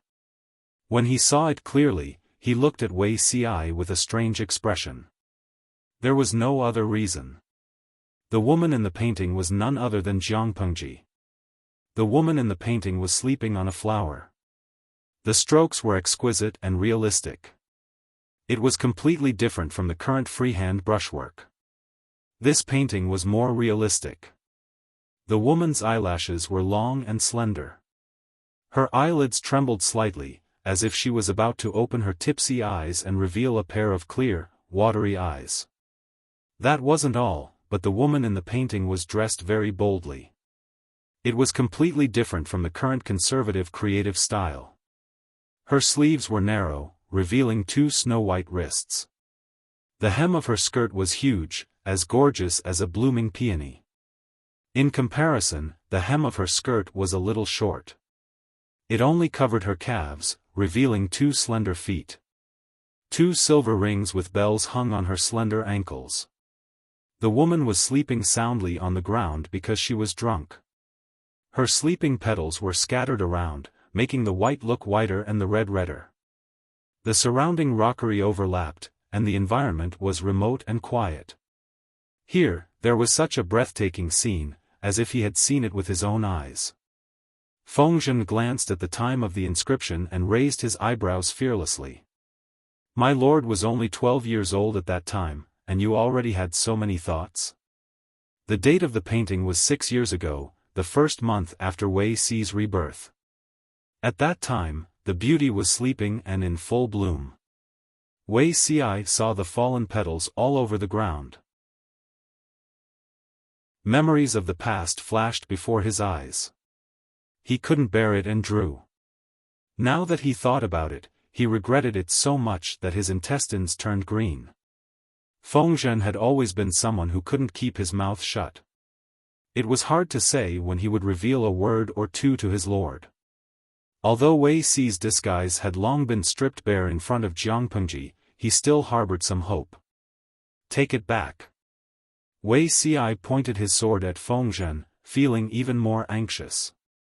Although Feng Zhen wasn't afraid of death, he understood the principle of moderation. He couldn't force Wei Si into a corner. Even a rabbit would bite when it was cornered, not to mention that Wei Si's swordsmanship wasn't bad. "Fine, I'll return it to you." Feng Zhen didn't dare to throw the painting over.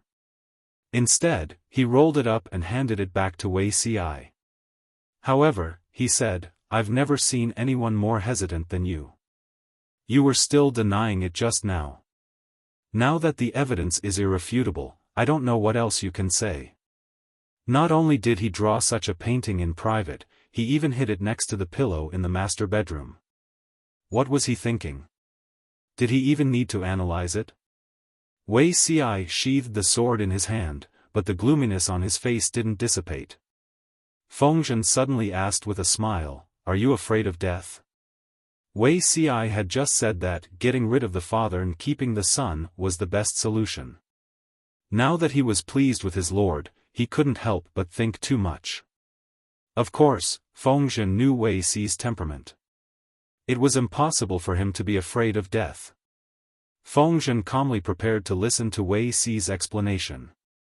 Looking at his embarrassed expression, he didn't expect Wei Si to look absent-minded. If I was afraid, I wouldn't have killed myself back then. Wei Si barely managed to shut his mouth and did not manage to say the last word, kill. Otherwise, with Fengzhen's ability to cause trouble, wouldn't he get to the bottom of it? Fengzhen saw that the alarm had been lifted and immediately became fearless. Chapter 869. If he wasn't even afraid of death, what else was there to be afraid of? Wei Si was distracted by Fengzhen. He was a little tempted, but he suppressed it with his rationality. It's still too early, Fengzhen found out about this. Wei Si was mentally prepared for it to be widely publicized.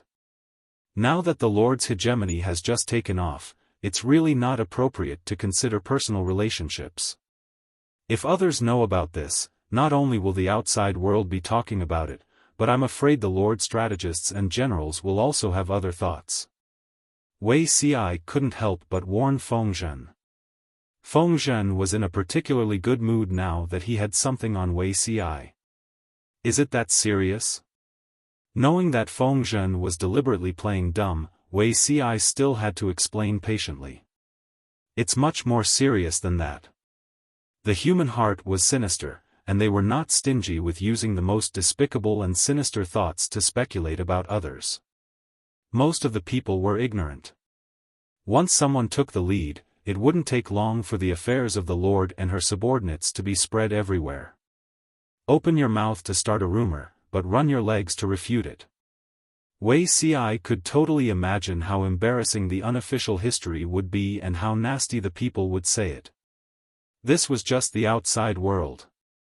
Wanzhou would also be in turmoil because of this. Wei Si being roasted on the fire was secondary. He was afraid that some people would be indignant and think that Jiang Pengji always gave Wei Si preferential treatment. Once people had such thoughts, there would be more conflicts, and the people's hearts would be scattered.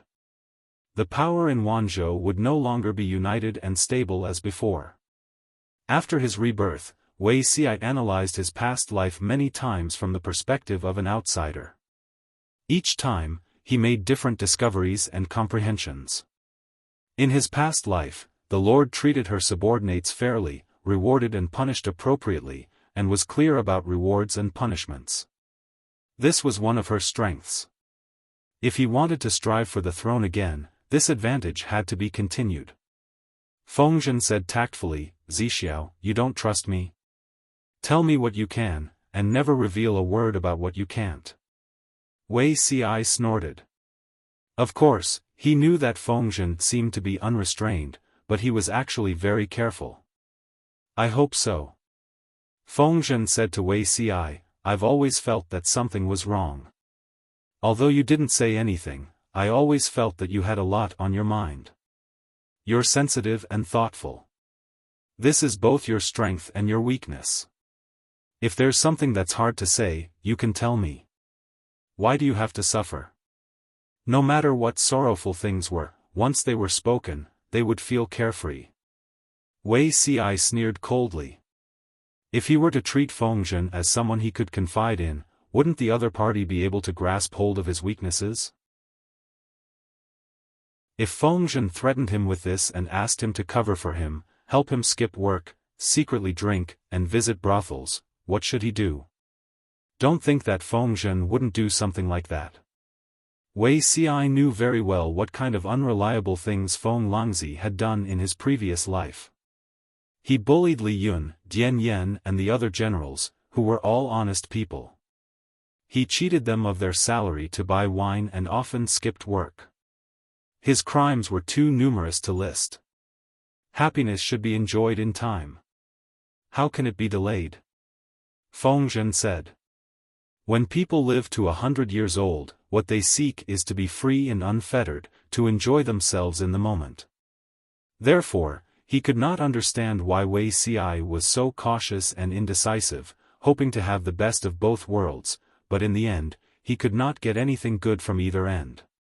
He who is sensitive and thinks too much will not live long. Perhaps there were more inside stories that he did not know, but from what Fengzhen could see, if Wei Ci continued on like this, he would only hurt himself and others. No, not necessarily hurting others, but definitely hurting oneself. He rolled up the blanket and went to sleep, leaving Wei Ci stunned on the spot with a thoughtful look on his face. On the other side, Li Yun also obediently hired an iceman to hunt a pair of wild geese. The 3 letters and 6 rights were all there. Due to the special circumstances, the whole process only took about half a month. Cheng Jing completed the task that Huang Song had given him perfectly. He had quietly returned with a secret letter from Jiang Pengji and did not attend the wedding. Although time was tight, Jiang Pengji did not mistreat Sheng Wanwan. Everything that needed to be prepared had been prepared for her. It was as if she was marrying her younger sister. Speaking of marrying her younger sister, Jiang Pengji was also experienced. She only cared about the overall situation, and the other details would be taken care of by others. A few days before the wedding, the smile on Li Yun's face never disappeared. Not only did he walk with the wind, but he also floated. However, Sheng Wanwan was perturbed and restless. She always felt that everything now was beautiful like an illusory dream. Once this dream was pierced, she would be beaten back to the cruel reality and continue to be a widow who was tortured by others and could not see a future. In the words of the live stream's audience, this was called premarital anxiety. Jiang Pengji was busy with work, so she could only entrust Hui Jun to help her ease Sheng Wanwan's worries, so that Wan would not overthink things. Huijuan's thoughts were exquisite and incisive. Every sentence she said hit the nail on Sheng Wanwan's head, and the knot in her heart was easily resolved. Under the anxious anticipation of the 2 newlyweds, the day of the wedding finally arrived. As the first bachelor in the Wanzhou group to get rid of a single partner, Li Yun was not only handsome and likable, but he was also popular, so basically all the colleagues who could attend were present. Feng Jin's wife, Wei Jingxian, even played the role of a blessed wife and helped Sheng Wanwan wring her face. Sister Jingxian, I'm a little nervous. Sheng Wanwan was no longer that immature girl.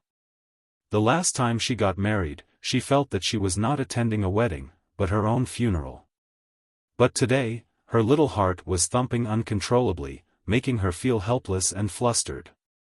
Today is the wedding, so you can't speak carelessly, Wei Jingxian said with a smile. Forget everything that happened in the past. Sheng Wanwan was still nervous. She involuntarily clenched her hands under her wide sleeves, leaving shallow fingernail marks on her palms. Li Yun came to fetch the bride on time, and the smile on his face became even more radiant. His life goals were very simple: to take care of his master, marry a wife, and have children. Now that he had both, he was naturally beaming with happiness, smiling so widely that only his teeth could be seen. Feng Jin's Changsheng and Feng Zhen's Feng Yi became virgins. Changsheng was still young, so she happily rolled around on the bed in the bridal room a few times. Feng Zhen's only son, Feng Yi, on the other hand, kept a straight face and silently sat on the bedding. He stayed for a while symbolically before coming down.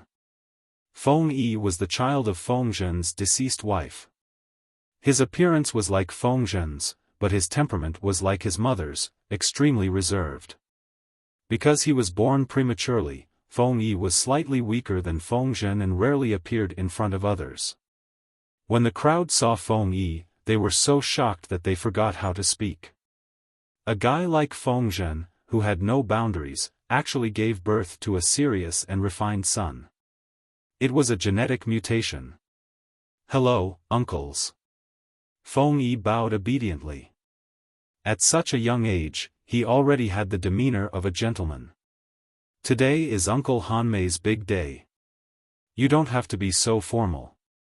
Feng Zhen caressed his son's hair and casually dismissed him. He had no choice. With his own son by his side, he couldn't drink to his heart's content. You have to have the demeanor of an elder brother. Don't bully the weak. Feng Yi looked frail, but his demeanor was excellent. He really lived up to the name Feng Zhen had given him. The crowd was dumbfounded. They thought that a prodigal son like Feng Zhen would give birth to a son who was extremely daring and dared to dance on his grave. But what happened? Good bamboo shoots come from evil bamboo. Feng Zhen's face immediately darkened. Who was he calling an evil bamboo? Wanzhou was extraordinarily lively, but elsewhere, the atmosphere was extremely solemn. You don't like it? Lu Shi held a letter in his hand. It had been sent urgently by someone from Jiangpengji half a month ago.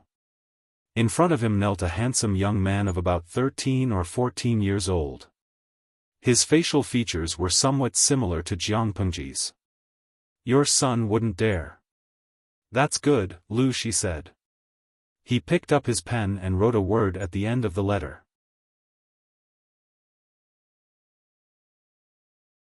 Chapter 870. Today was Han Mei's wedding day. Jiangpengji released a notice a few days in advance. The viewers on the red bullet screen were already rubbing their palms and rubbing their hands. They displayed the super-fast hand speed that they had gained from being single for more than 20 years. Under the mad scramble, the ratio between red and blue reached 24:1. There was a total of 816,000 viewers in the 850,000 live stream channel. Even so, there were still quite a number of red bullet screen viewers who complained about the blue bullet screen. When Su Ku and Xuanmei got married, Jiangpengji was only a level 4 streamer, and the upper limit of her streaming room was only 150,000 viewers. When it was Liyun and Sheng Wanwan's turn to get married, Jiangpengji was already a level 6 streamer. The upper limit of her streaming room had reached 850,000 viewers. One could totally imagine how crazy the rewards on this day were. Not to mention the small rewards, the large rewards that were announced in the live broadcast room were even more explosive. They filled every corner of the live broadcast screen and did not stop for a long time. If the audience did not block the reward effects, they would not be able to see the live stream at all. The blue bullet screen viewers were so shocked by such a grand occasion that they could not close their mouths. It was a wedding between two people who had nothing to do with each other, yet they did not broadcast the actual scene of the bridal chamber. What were these lunatics so happy about? The viewers in the red bullet screen indicated that they were willing. Jinyang Wenv, I'm heartbroken. My husband is going to marry another woman, and I still have to give him a wedding gift. How miserable. After sending this bullet comment, the nouveau riche waved his hand and threw out 99 luxurious private helicopters. Zigai Dongdongzui, I'm different from you sluts. I'm marrying my son. As soon as the bullet comments were sent, a similarly generous tip was sent out, with a thoughtful message: this is the dowry for the little angel, Han Mei. Li Yun's beauty value was high, her temper was good, and her personality was contrasting with her cuteness. She fiercely poked the cuteness points of girlfriend fans and mother fans. What was even more frightening was that these people were not only willful, they were also filthy rich. Apart from the earthquake in Shangjing, Jiangpengji had never taken the initiative to ask for rewards from the audience. As a result, over the years, many viewers complained that they had nowhere to spend the money in their pockets. Now that he finally had a legitimate opportunity to throw money around, why wouldn't he give it his all? They also wanted to let the other live streams know that their live stream also had a local tycoon.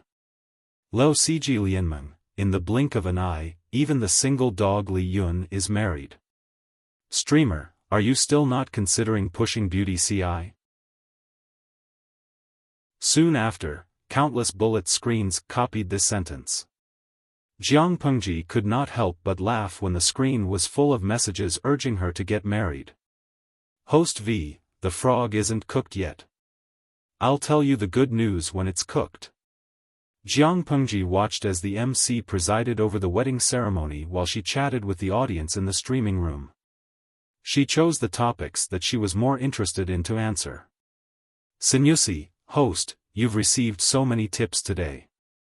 Aren't you going to consider giving Han Mei, the little angel, a raise? Host V, of course I'll get a raise. I converted some of it into gold and silver for Wan Er's dowry. I even wrapped a big red envelope for Han Mei. Jiang Pengji rarely interacted with the audience. Seeing that she was in a good mood that day, many people in the streaming room spoke up enthusiastically. Hallelujah, by the way, today is Angel Han Mei's wedding. As the host, you can't just increase your salary. Host V, that's true, so I've prepared another super big gift pack. It's definitely a surprise. Jiang Pengji smiled mysteriously. The salted fish's curiosity was piqued. However, she kept them guessing and refused to divulge any information. The wedding this time was very different from the weddings that the audience had in mind. The most obvious difference was that the bride did not have to wait in the bridal chamber. They could change into wedding clothes and socialize with the guests together with their husbands. Jiang Pengji was chatting privately with the audience when two newlyweds came to her and toasted. Looking at the joyful Li Yun and the bashful Sheng Wanwan, she suddenly had the illusion that she was marrying off her daughter after her son was married. After drinking the wine, Jiang Pengji suddenly said, I've sent a special gift to both of your residences. You can open it tomorrow and have a look. Remember, you can't look at it today. That thing. It's a little inauspicious. I'm afraid it'll spoil your happiness. Li Yun and Sheng Wanwan were puzzled, but Jiang Pengji had specifically instructed them not to deliberately disobey. Because Li Yun's alcohol tolerance was not very good, his colleagues did not make things too difficult for him. At least he could stagger into the bridal chamber and not pass out drunk, leaving the bride to guard the bridal chamber alone. Sheng Wanwan and the maidservant supported Li Yun to the bridal chamber. Changsheng, who was fooling around at the side, saw it and wanted to join in on the fun with her short legs. A gentleman should not look at indecent things. Feng Yi laboriously carried her back and placed her beside Qiguan Rang's daughter. Although Changsheng was not young, her weight was not light. In just a few steps, Feng Yi was so tired that he was panting slightly. Why? Feng Yi said matter-of-factly, because I'm a gentleman. Compared to the lively and active Changsheng, Qiguan Rang's daughter was much quieter. She did not like to speak and was a little shy. What is a gentleman? Changsheng could speak coherently now, but her pronunciation was not very clear. Not doing things that should not be done. Feng Yi lifted his eyelids slightly and glanced at Changsheng's plump and fleshy face. He wanted to pinch it, but he restrained himself. Feng Zhen, who was standing at the side, could tell what his son was thinking. He pinched Changsheng's cheeks in front of his son, causing Feng Yi to widen his eyes. There was some rebuke in his eyes. Take good care of the two little sisters. Feng Zhen was satisfied to see the change in his son's expression. It was much livelier than before. Wei Xi saw the interaction between the father and son and shook his head in amusement. After laughing, there was some worry in the bottom of his eyes. If he remembered correctly, Feng Zhen's only son, Feng Yi, died before he was 10. Speaking of the reason for Feng Yi's premature death, it was rather sad. At that time, Feng Zhen was already in his 30s. He listened to the instigation of others and mistakenly believed that hanshi powder had the effect of strengthening the body and bones. One time, the powder acted up and was accidentally seen by Feng Yi. Feng Yi was young and did not understand. He thought that Feng Zhen was seriously ill and was at death's door. He panicked and hurriedly went to find a doctor. Who knew that the ground was covered with dense moss? When Feng Yi ran, he accidentally fell and slid into the pond in the courtyard.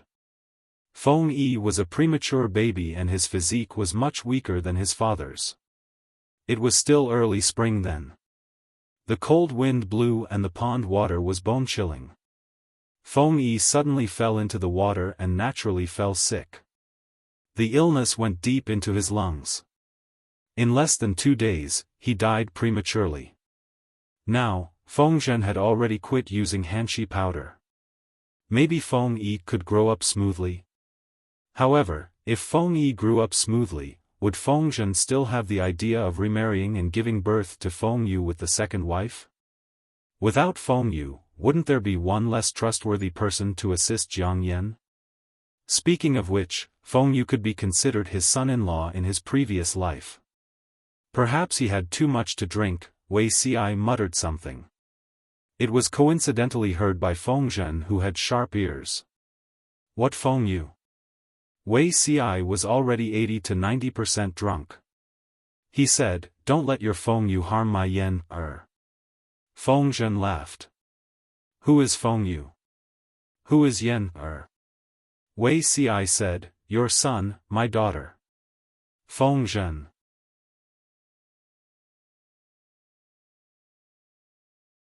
Chapter 871. TSK, daydreaming isn't considered a skill. If you're really capable, you should express your feelings to the Lord. Feng Zhen shook his head and pushed the drunk Wei Ci to the side, continuing to drink with the others. On the other side, the newlyweds in the bridal room were so nervous that their palms were sweating.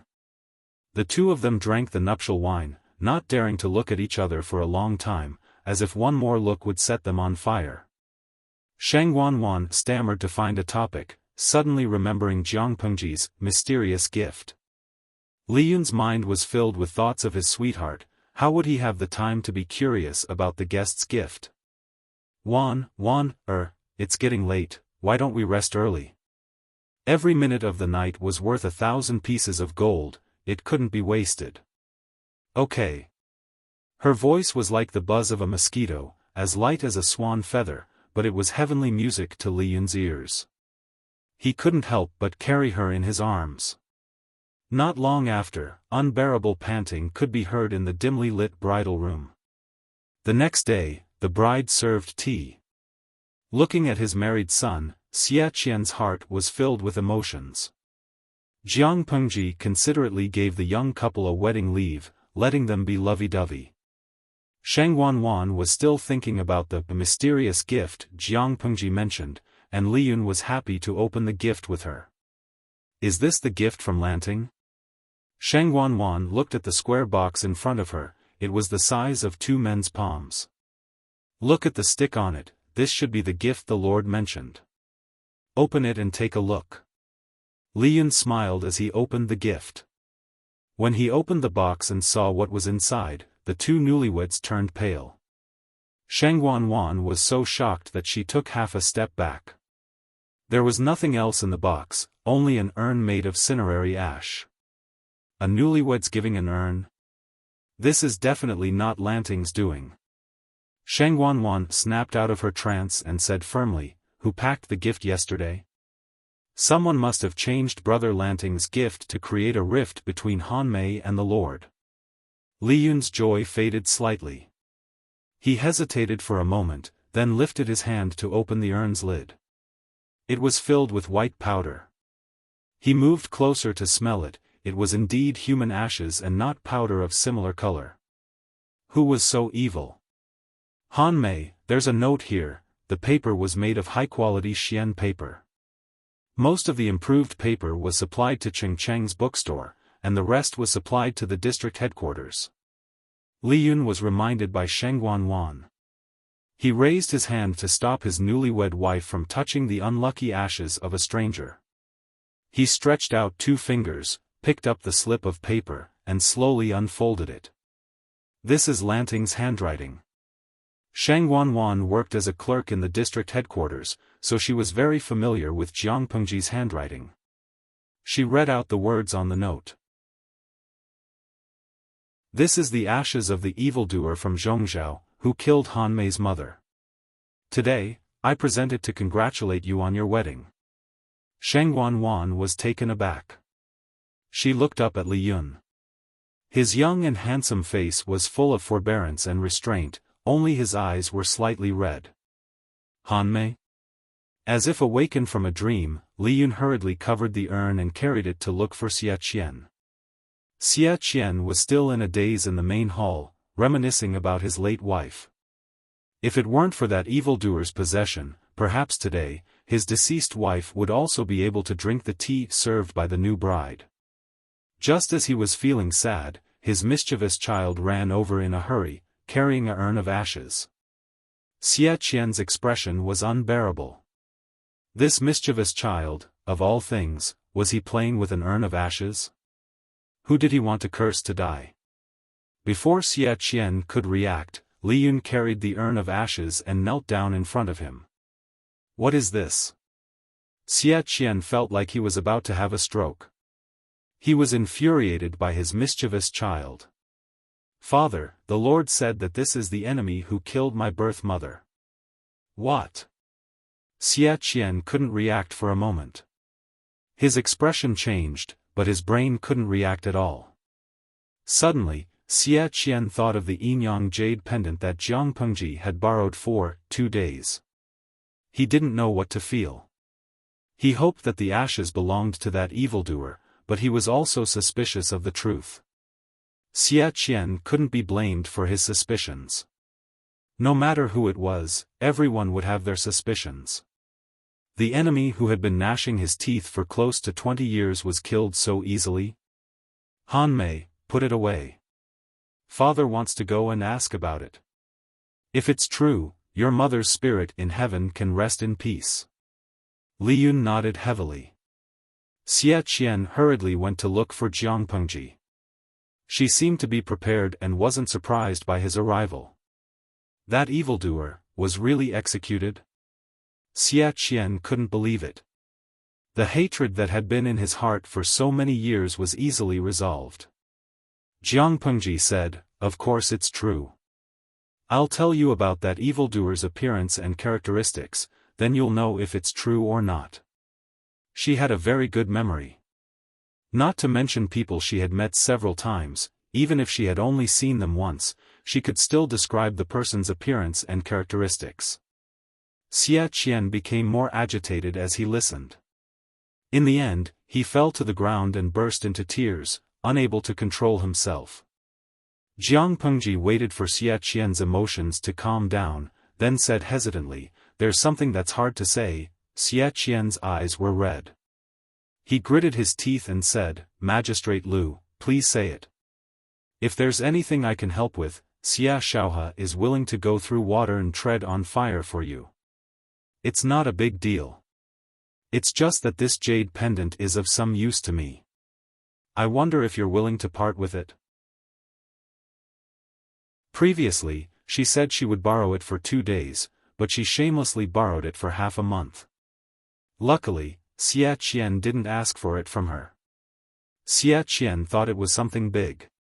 To Xia Qian, this jade pendant was a locator to locate his enemy.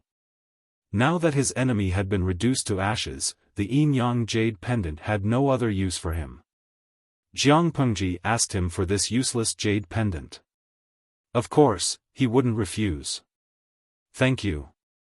This thing is of great use to me." As for what use it was, Jiang Pengji didn't reveal anything to Xia Qian. As a considerate lord, Jiang Pengji gave Li Yun and his wife half a month off from their wedding. It wasn't until Chongzhou sent an urgent letter that she summoned Li Yun and Sheng Wan back. At that moment, Wei Ci had already returned to Shangjing to continue supervising the construction of the provincial government. Jiang Pengji summoned all the people who were left behind to the government office and announced something to them. "Father plans to retire behind the scenes. I'll take over Chongzhou and Hu County." When Qiguan Rang heard this, he stopped waving his feather fan. His lord's efficiency was indescribable, but he looked around and couldn't bear to look straight at the scene. He moved his feather fan higher and blocked his eyes. The group of military officials looked confused. They couldn't react to what had happened. The rest of the civil officials looked as if the sky was falling and the earth was collapsing. Oh my God! Someone's going to die. They already felt that they were too busy to manage such a large Wanzhou. It wasn't easy for everything to be on the right track, and the Lord's territory had suddenly expanded. There was an extreme lack of capable people.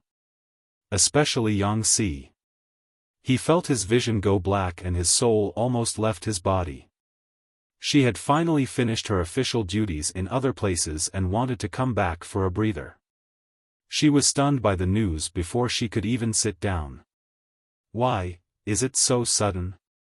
Jiang Pengji said, it's better to be prepared in advance. Their opponent was the north borderline. If they didn't make preparations, sooner or later they would fail miserably. Yang Si said with some difficulty, but Chongzhou and Hu County. I'm afraid it won't be easy to intervene. Lu Shi had managed Chongzhou for 4 to 5 years and Hu County for more than 10 years. The people under him might not be willing to listen to Jiang Pengji. Even if it's not easy to intervene, we have to intervene. Whoever dares to resist, will just find a reason to get rid of them. Jiang Pengji's gaze was somewhat fierce. There was no second person who would dare to take the lead in resisting and looking for trouble.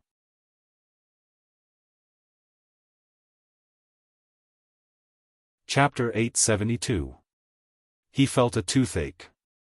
How did he end up with such a lord? Rh grumbled in his heart, but did not show it on his face. Rh stepped forward and said, My lord, if that's the case, I'm afraid it will put you in a difficult position, R.O.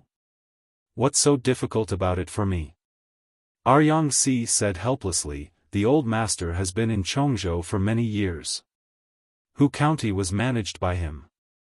The former is still manageable, but the latter are probably the old master's trusted subordinates. These two places have their own rules. If we interfere decisively, those old men will take advantage of their seniority and bring this matter to the old master. Won't we drive a wedge between the Lord and the old master? Lu Shi was willing to step back, but it did not mean that he had completely disappeared from the face of the earth. Would the old men who had followed Lu Shi by Jiang Pengji's account and not secretly trip her up? If this problem was not solved, no matter how good the father-daughter relationship was, it would not be able to withstand the discord and instigation. Sooner or later, there would be trouble. Since ancient times, how many fathers and sons did not get along and brothers fought each other? Jiang Pengji lifted her eyelids and said, Father has already stepped back. All the matters of Chongzhou and Hu County are decided by me. Those old men want to take advantage of their seniority in front of me. Even father can't protect them. I will make things clear to father. Yang Si heaved a sigh of relief and said, That's good. Jiang Pengji asked around, Are there any other questions? Everyone did not speak. It was obvious that there were no objections. They knew very well that they would have to fight with the north borderline sooner or later. If the Lord was willing to plan early, it was better than making a last-minute effort.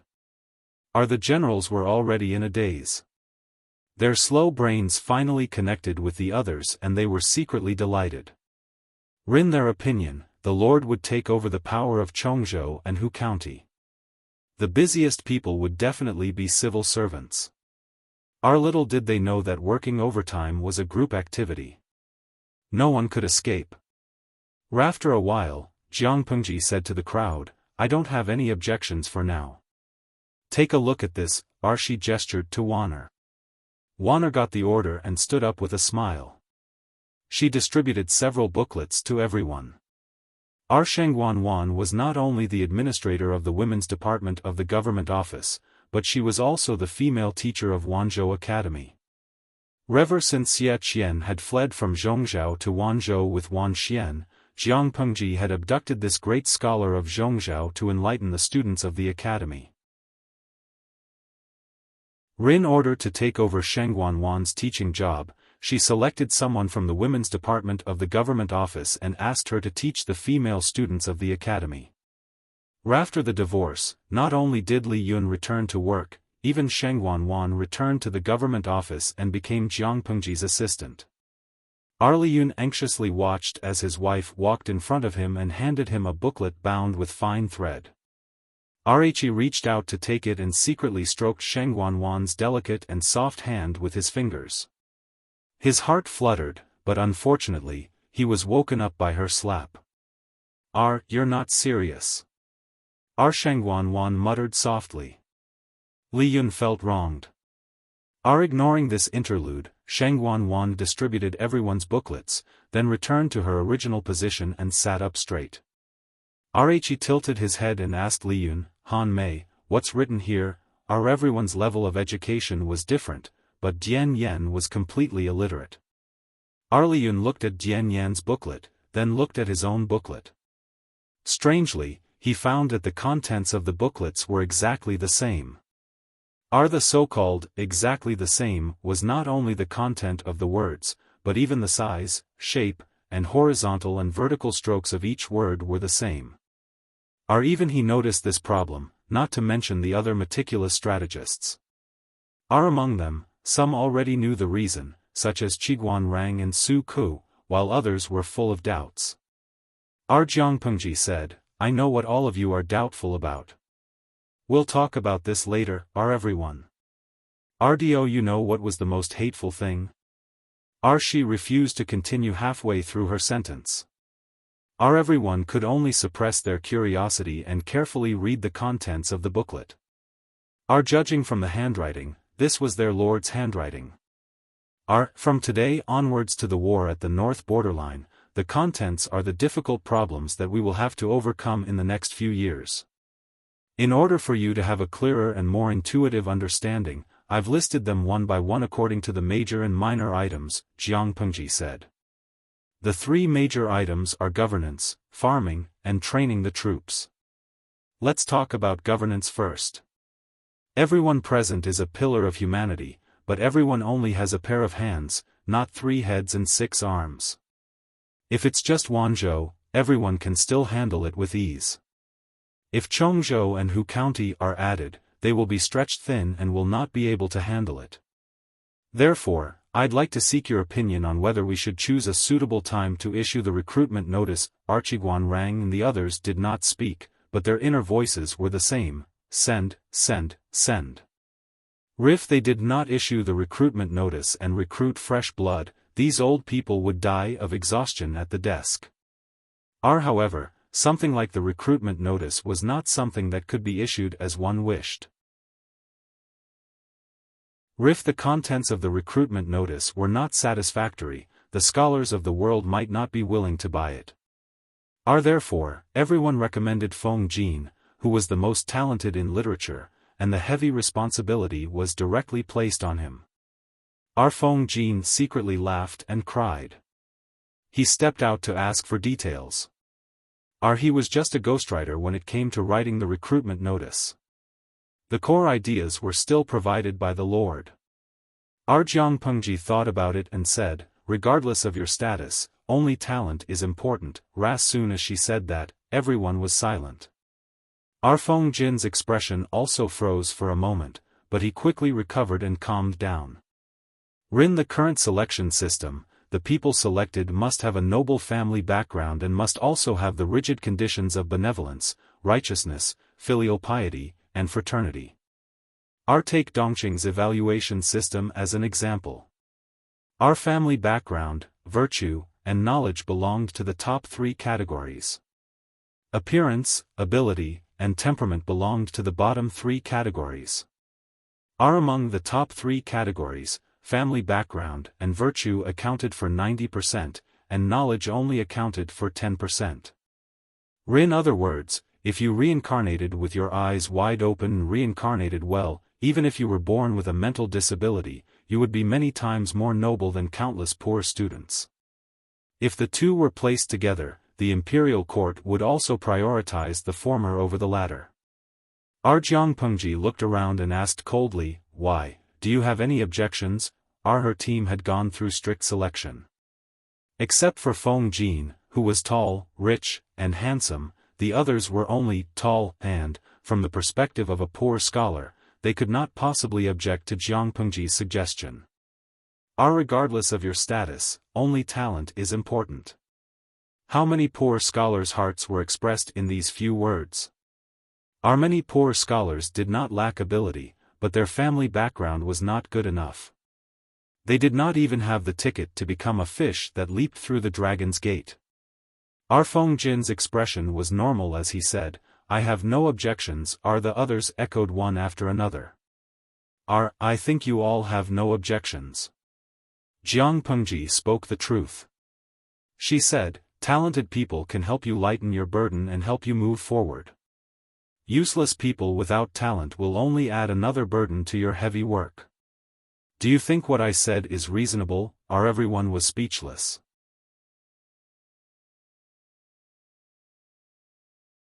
Chapter 873. The time was still too short. If Jiang Pengji was given another 1 or 2 years, she would be able to cultivate a group of talents with a basic foundation. As for the core talents, the cultivation period was even longer. She could only use the recruitment order to recruit people who would be loyal to her. Archiguan Rang lowered his head and flipped through the book. He saw that there were a few smaller items behind the main item, governance. The recruitment order was one of the smaller items, followed by the words, bookstore. Jiang Pengji said, I'm afraid that the recruitment order alone won't be able to tempt the scholars in the world, so I plan to announce an important decision. Everyone's heart skipped a beat. When their lord did not cause trouble, the trouble she caused could make them tremble in fear. Now it was obvious that she was going to cause trouble. How could it be a small matter? Jiang Pengji did not say anything else. She gestured for Shengguan Wan to fetch the things. They were also carried on plates, but the previous books were light and thin. The books that were brought up now were all very heavy. These books are for the children of the academy to start learning. In addition to the main text, there are also annotations carefully organized by Mr. Cheng Cheng. Hearing his father's name, Cheng Yuan's eyes lit up. After getting a book, he hurriedly opened it. After reading the contents, Cheng Yuan understood why his father always walked with the wind, as if he was radiating the second spring of his life. The words in the main text were relatively thick, only a little smaller than a copper coin. It looked very easy to read, neither laborious nor harmful to the eyes. The words in the annotations were smaller and more detailed than the main text. The content was all in the vernacular. Even an ordinary person could understand it after reading it once. In addition, there were small strange symbols between each sentence. Feng Jin vaguely discovered something. He could not wait to read it again in a low voice. When he encountered those strange symbols, he subconsciously paused. He suddenly understood the function of the symbols, they were all used to punctuate sentences. Looking at the repeated symbols, he suddenly sucked in a breath of cold air. It was obvious that these symbols were not scribbled. Each symbol represented a specific meaning. Not only Feng Jin, but Yang Si and the others also noticed it. Archiguan Rang forcibly suppressed his surging emotions. His fingers swiped across the pages and he quickly flipped through a few pages. He discovered that this primer was not empty talk. The format was uniform. It could be 3 words in a sentence, or 4 words in a line. It was easy to read. The text was popular, easy to read, and easy to remember. It included common sense, traditional sinology, historical stories, and positive life principles. These books were naturally the 3-character classic, 100 family surnames, and other teaching materials that Jiang Pengji had obtained from the audience many years ago. However, other than the 100 family names, Jiang Pengji had changed the other teaching materials beyond recognition. Because the history of the audience's dimension was different from the history of her world, many phrases and allusions could not be used. Jiang Pengji had a good memory and could be said to be well read. She simply followed the template and modified it. Not only did she have to eliminate the non-existent allusions, but she also had to eliminate the extreme and ignorant thoughts one by one. Extract the essence and discard the dregs. After some major changes, she also added a lot of content about this world, such as the deeds of Su Gong of the previous dynasty. She gave the draft after the major changes to Cheng Cheng. Cheng Cheng read it and was so excited that he could not control himself. He made a second major change to the teaching materials. Taking the three-character classic as an example, the original version of the teaching materials had more than 1,100 words. After Jiang Pengji and Cheng Cheng worked together to make major changes, it was expanded to 3,656 words. Cheng Cheng even asked the Zhongzhou great scholar Wan Xian to annotate it and clarify the meaning of each sentence. After some changes, the first edition of the basic teaching materials had a total of 21 books. After a cursory look, there was only one thought in everyone's mind: this set of books was enough to make people go bankrupt, right? Don't think that they were exaggerating. If Jiang Pengji did not play around with rice paper, going bankrupt would be considered a light punishment. Nowadays, the mainstream writing materials were mainly bamboo slips. The more extravagant people used silk books, and the more extravagant people used bamboo paper. In fact, before the appearance of bamboo paper in Hejian, the nobles and gentry used the valuable Kai Ho paper. Bamboo paper was technically improved on the basis of Kai Ho paper. It was by no means the first. Otherwise, how could Gu Min keep such a precious paper-making technique? Bamboo paper had a material limitation and was difficult to mass-produce. Jiang Pengji's rice paper was made from sandalwood. The rice paper produced was better than what the audience had imagined. As for sandalwood, it had a strong vitality and a short growth cycle.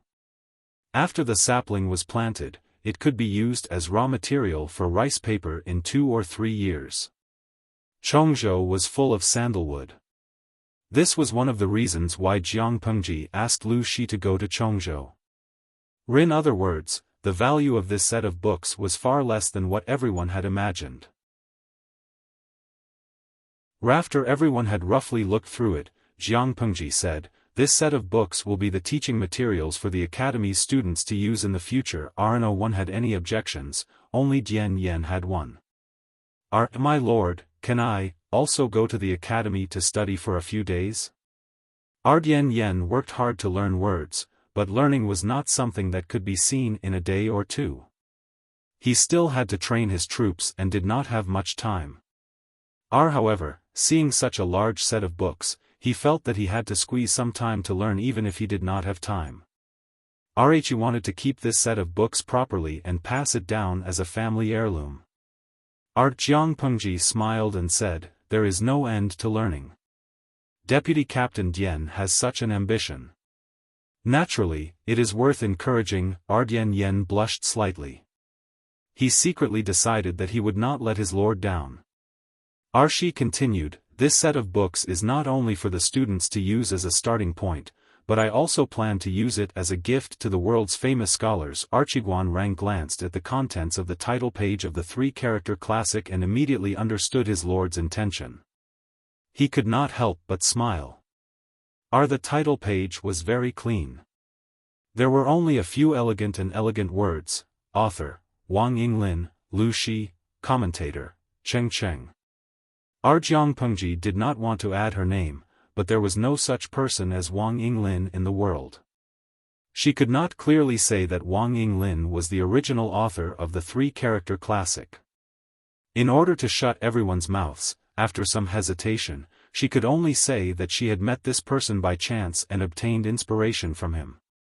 The other teaching materials for beginners were handled in the same way. Archiguan Rang had to admit that his lord was a person with great courage. This set of books was given to the world's famous scholars, not for anything else but for one thing: to create momentum. Once the world's famous scholars approved of it, this set of books would be pushed to the altar. Similarly, those who left their names on this set of books would be pushed to the altar. They would truly become gods in one fell swoop. What did the world's scholars desire the most?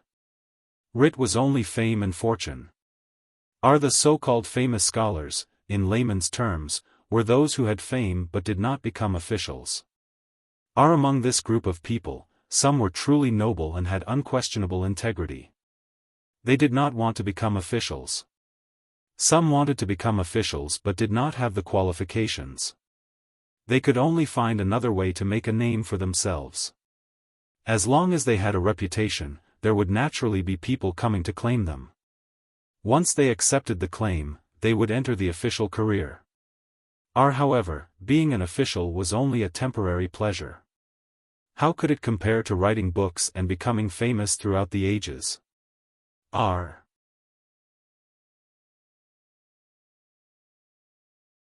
Chapter 874. Famous Scholars. Except for a few people who saw through Jiang Pengji's plan, everyone else felt their hearts ache.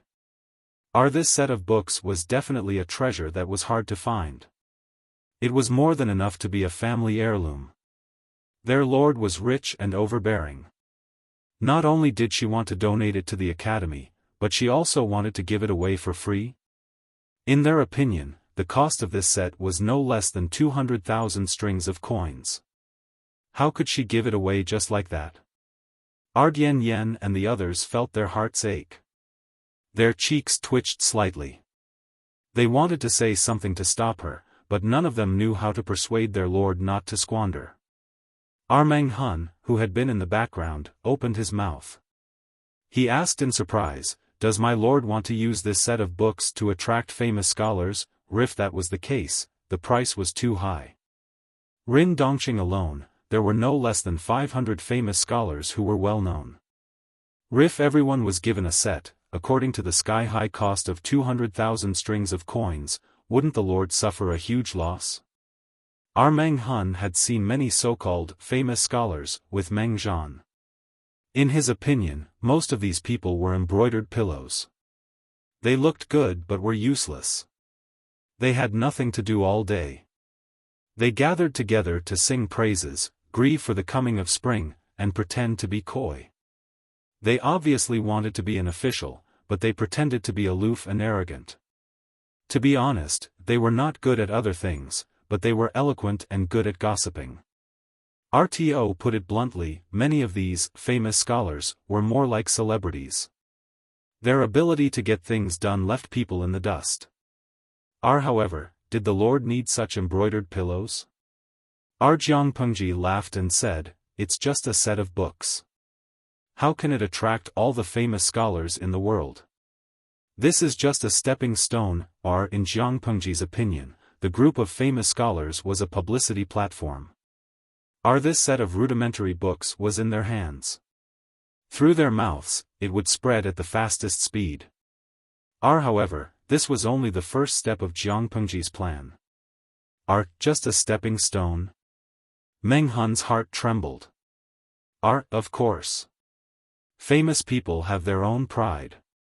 Ordinary things can't move them. Jiang Pengji smiled maliciously and said, "We don't need to spend a lot of money. We just need to send them these beginners' textbooks. Smart people will know what to do." Everyone was speechless. This set of teaching materials were all made from the incomparably precious fine Xian paper. There were 21 books in a set, which was far more expensive than gold and silver. Not only was his master a prodigal, but she was also not very good at arithmetic. The generals were heartbroken. Only a few civil officials remained unmoved. Qiguan Rang smiled and said, "My lord is right. If this primer could be put into practice, it would be able to teach all the students in the world, and they could be called the teachers of the world. Not only will his name spread far and wide, his name will also be immortalized for generations to come." RH purposely emphasized the last sentence. After the general heard this, he vaguely understood, and his complexion became much better. From ancient times till now, only Kong Sheng could be called a teacher of all ages. From then on, all scholars set this as their highest goal in life, but who succeeded? Revan, the world-famous teacher, Master Yuanjing, who taught many students and whose literary name spread throughout the 5 countries, was still not qualified. If this set of beginners' textbooks could be truly perfected and enlighten the people, those who left their names in it were destined to be immortalized for generations to come. Our smart people could see the great wealth hidden in it, but stupid people would think it was just children's books. Our Jiangpengji gave this set of books to the scholars not only to advertise herself, but also to tell them that there was a cake in Wanzhou. This is only the first step. We need to attract talented scholars of virtue and prestige to come and compile the teaching materials together. Jiangpengji smiled and said, I have a second step here. Which scholar in the world doesn't want to write books?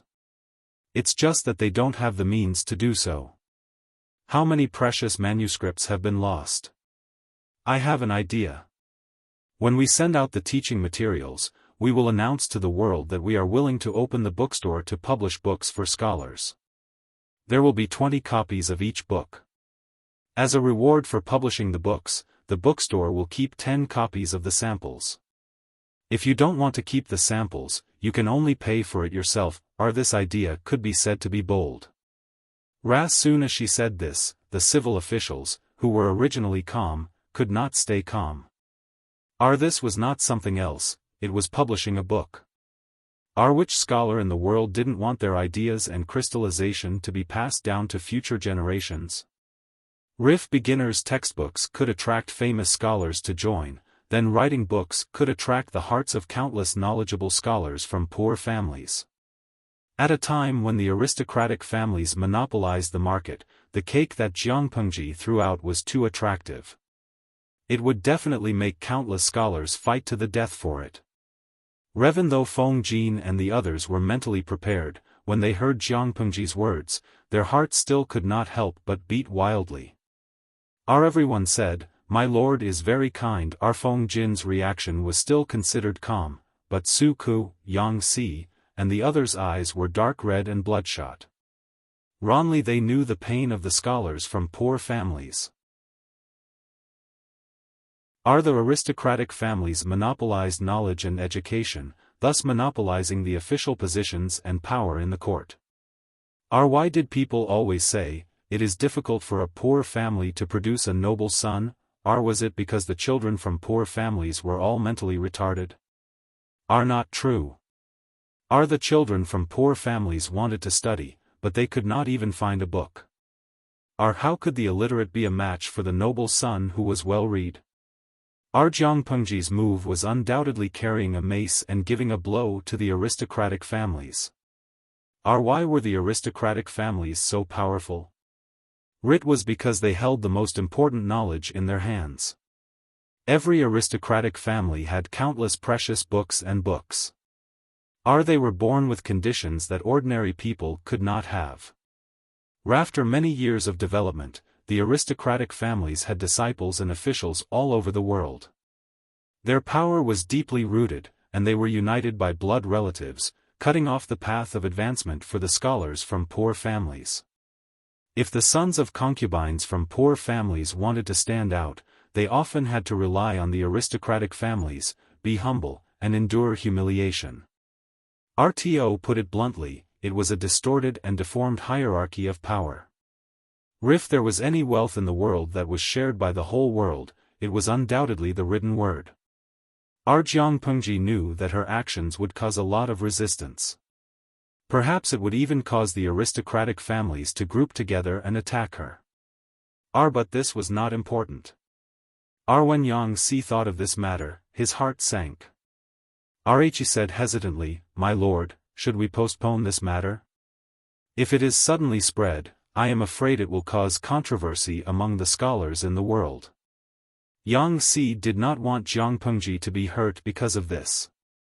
If she fell, there would be no hope for the poor families.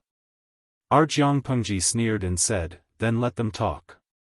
A dog that bites doesn't bark, and a dog that barks doesn't bite. Your lord is rich. I am willing to be a sucker and publish books for others. Why should they be jealous? I have discussed this matter with Mr. Cheng many times and have already set a general plan. In addition to the first two steps, I have a third step, which is to set up a book club that is free and open to the public.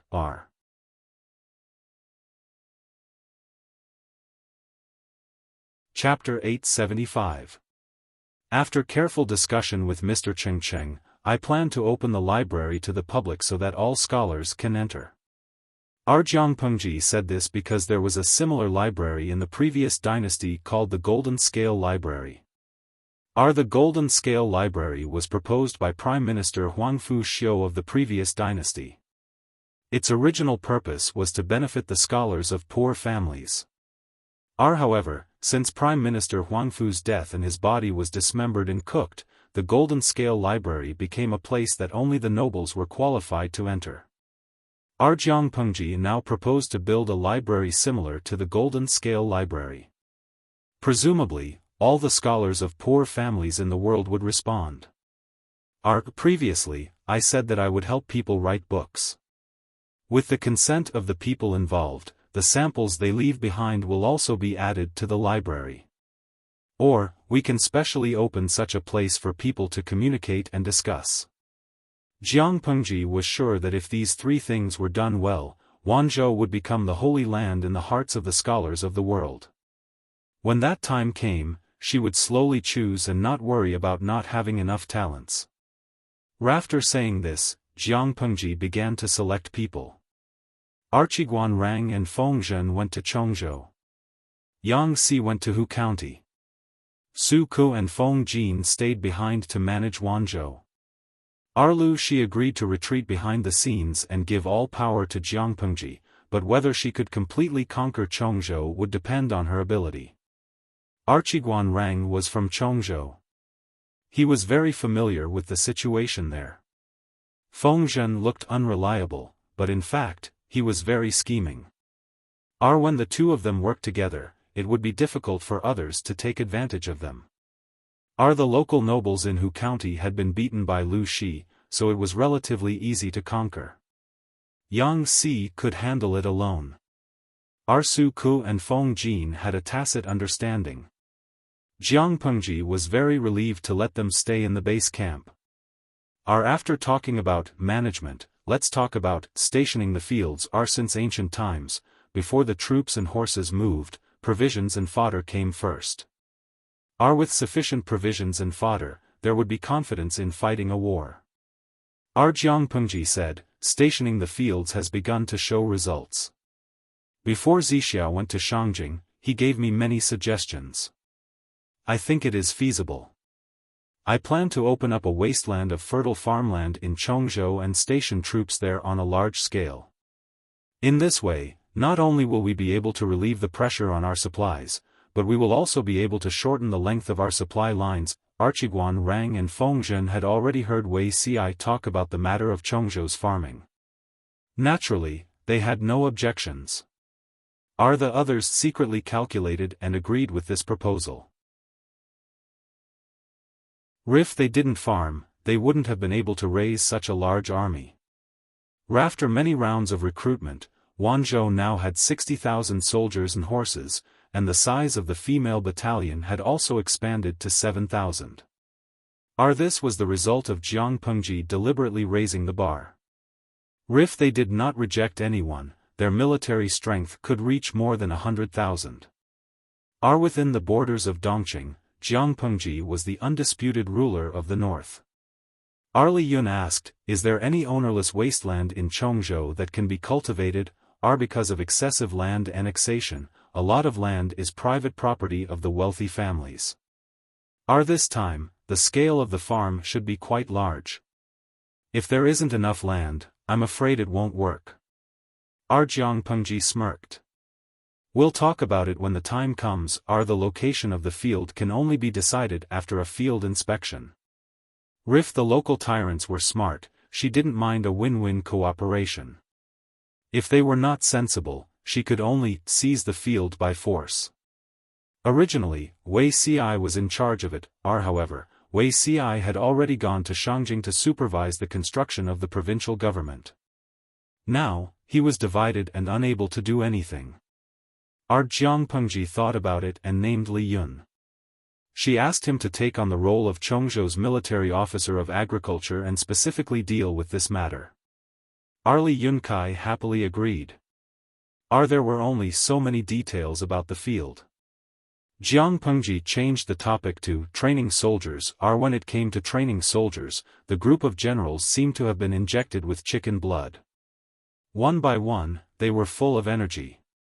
Jiang Pengji asked them about the progress of the training of new recruits one by one and received satisfactory responses. In 5 years at the latest, we will go to war with the northern borderline. Jiang Pengji started talking. The generals couldn't help but perk up their ears and listen attentively. They were afraid of missing a word. I think everyone is clear about the strength of the northern borderline's cavalry. They move quickly and deploy their troops flexibly, but they also have obvious disadvantages. I intend to take advantage of this disadvantage and specially train the army to restrain the cavalry. I have proposed this before, but the scale of the training is too small and the results are not great.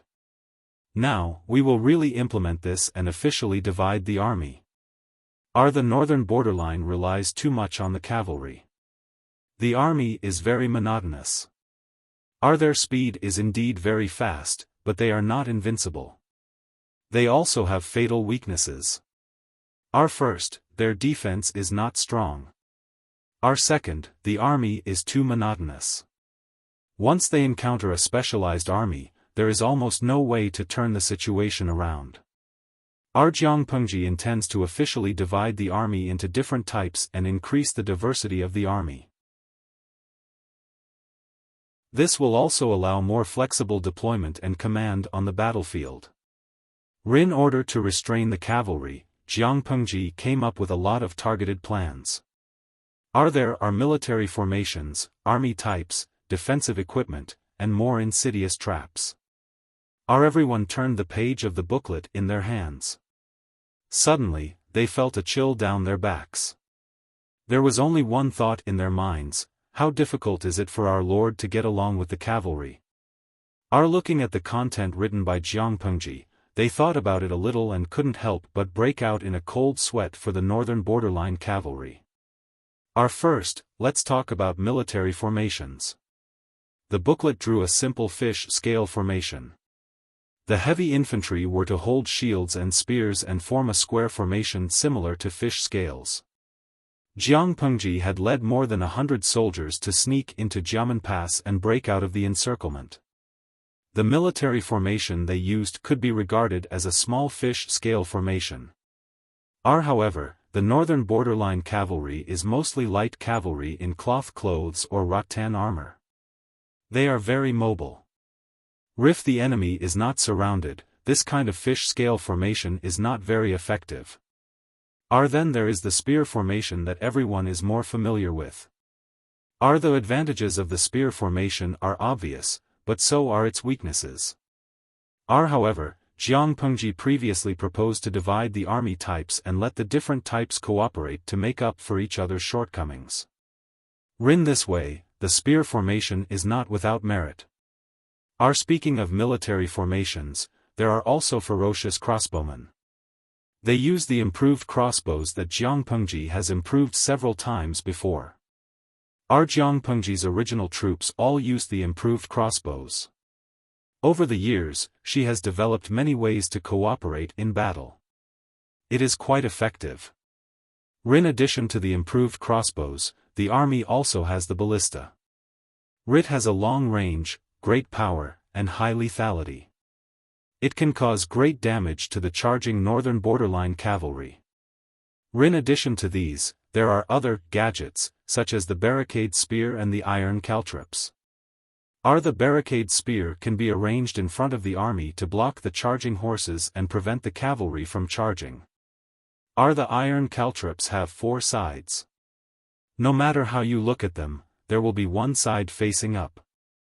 They are sprinkled on the enemy's charging path and slightly covered with grass and trees.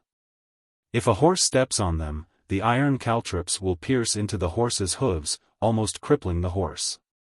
In the booklet, they also saw 2 new weapons with new designs. One is shaped like a sickle, specially used to cut the horse's legs. The other is thick and mighty, named Zanmadeo. Art Jiangpengji intends to train special forces, about 5,000 of them, to fight against the northern borderline's warhorses. Compared to the ability to fight on horseback, the northern borderline cavalry is not good at fighting on foot.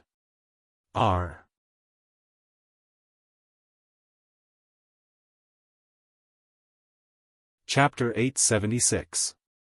The political situation was turbulent and chaos arose. Zhongzhou was ambitious. They wanted to take advantage of the endless war between Nanjing and Dongqing to send troops to take advantage and expand their territory. However, they also had a head full of lawsuits. The internal struggle was unprecedentedly fierce and the lives of the people were getting worse. Perhaps it was because they were nearing their end and followed in the footsteps of Nanjing and Zhongzhou. There were already several peasant armies that tried to rebel in Zhongzhou. However, the scale of the rebel army was too small.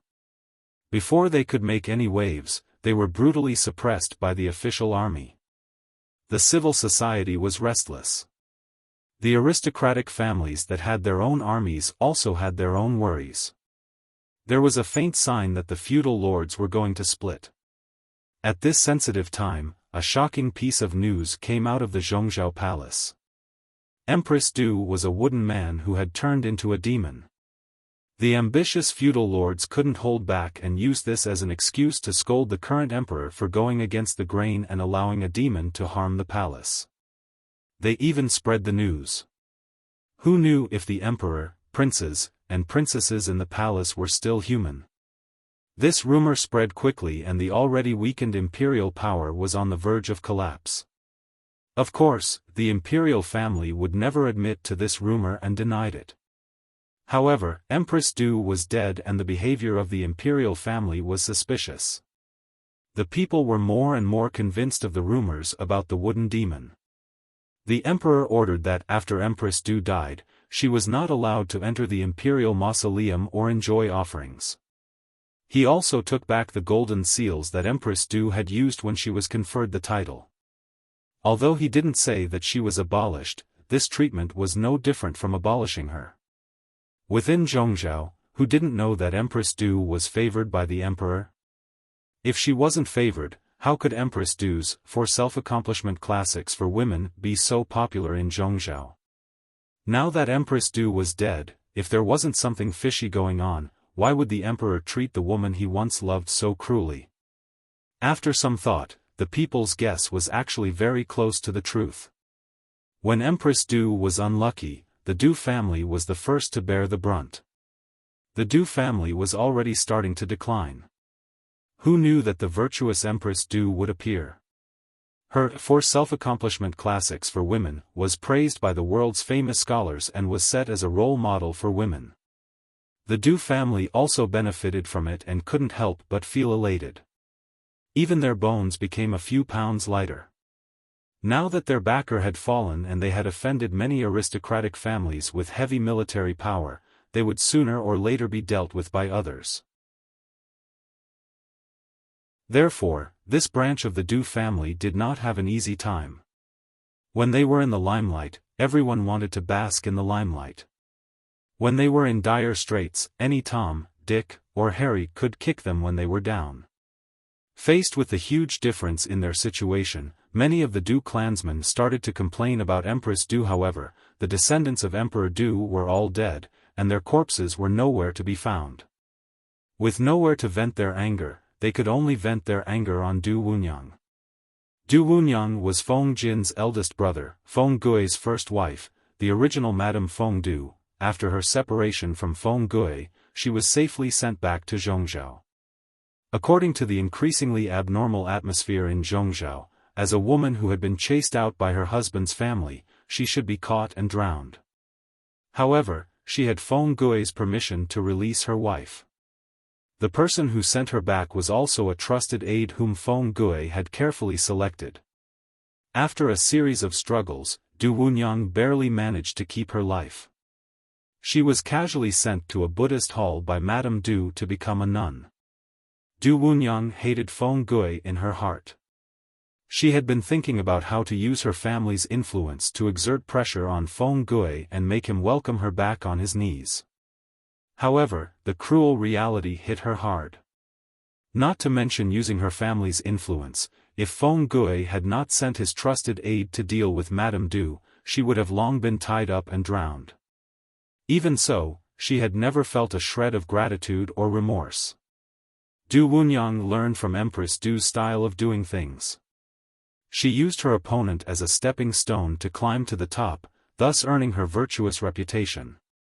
Now that Empress Du had passed away and the Du clan was implicated, Du Wunyang, who was in the Buddhist hall, was naturally not having a good time. They did not want her life, but they sent female servants to humiliate her every day. They even made ugly male servants watch her being humiliated. According to the contents of the 4 self-accomplishment classics for women, Du Wunyang should have committed suicide to protect her reputation.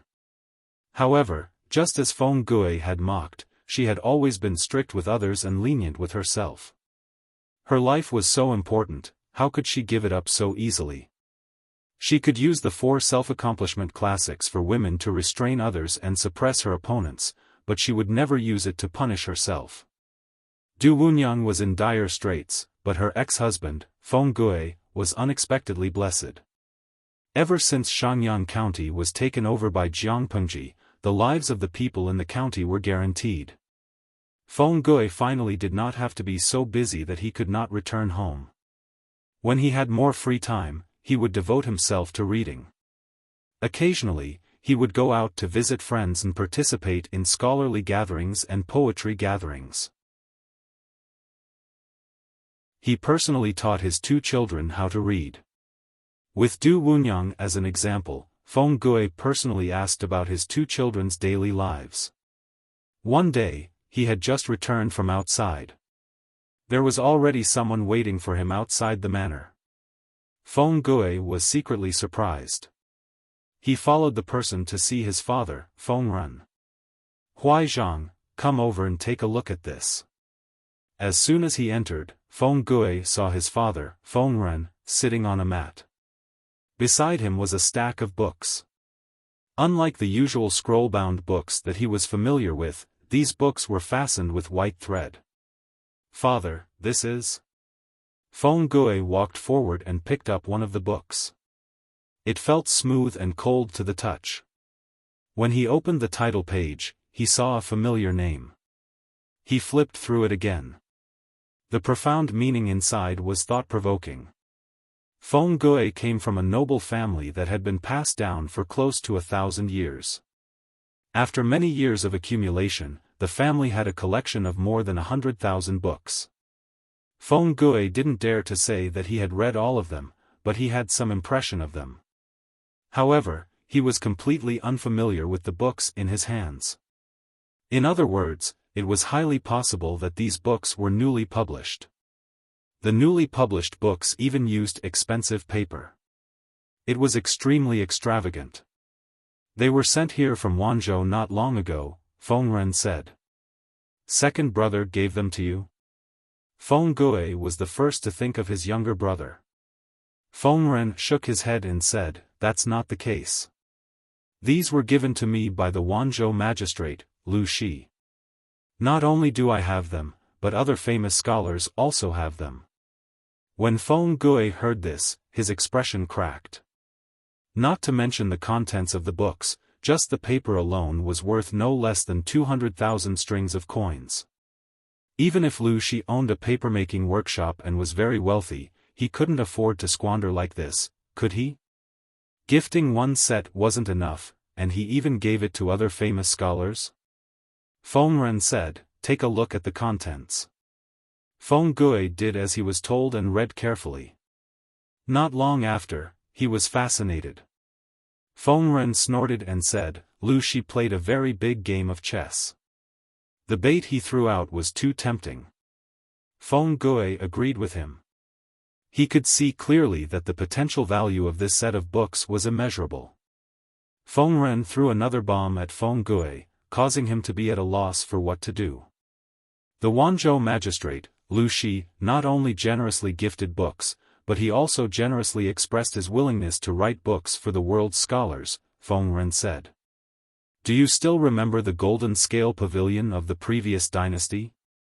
In his letter, Lu Shi mentioned that he wanted to rebuild the golden scale pavilion and provide it to the world's poor scholars for free. Currently, only I have received this letter. The others have only received books. Feng Gui lowered his gaze and said, Lu Shi, this is.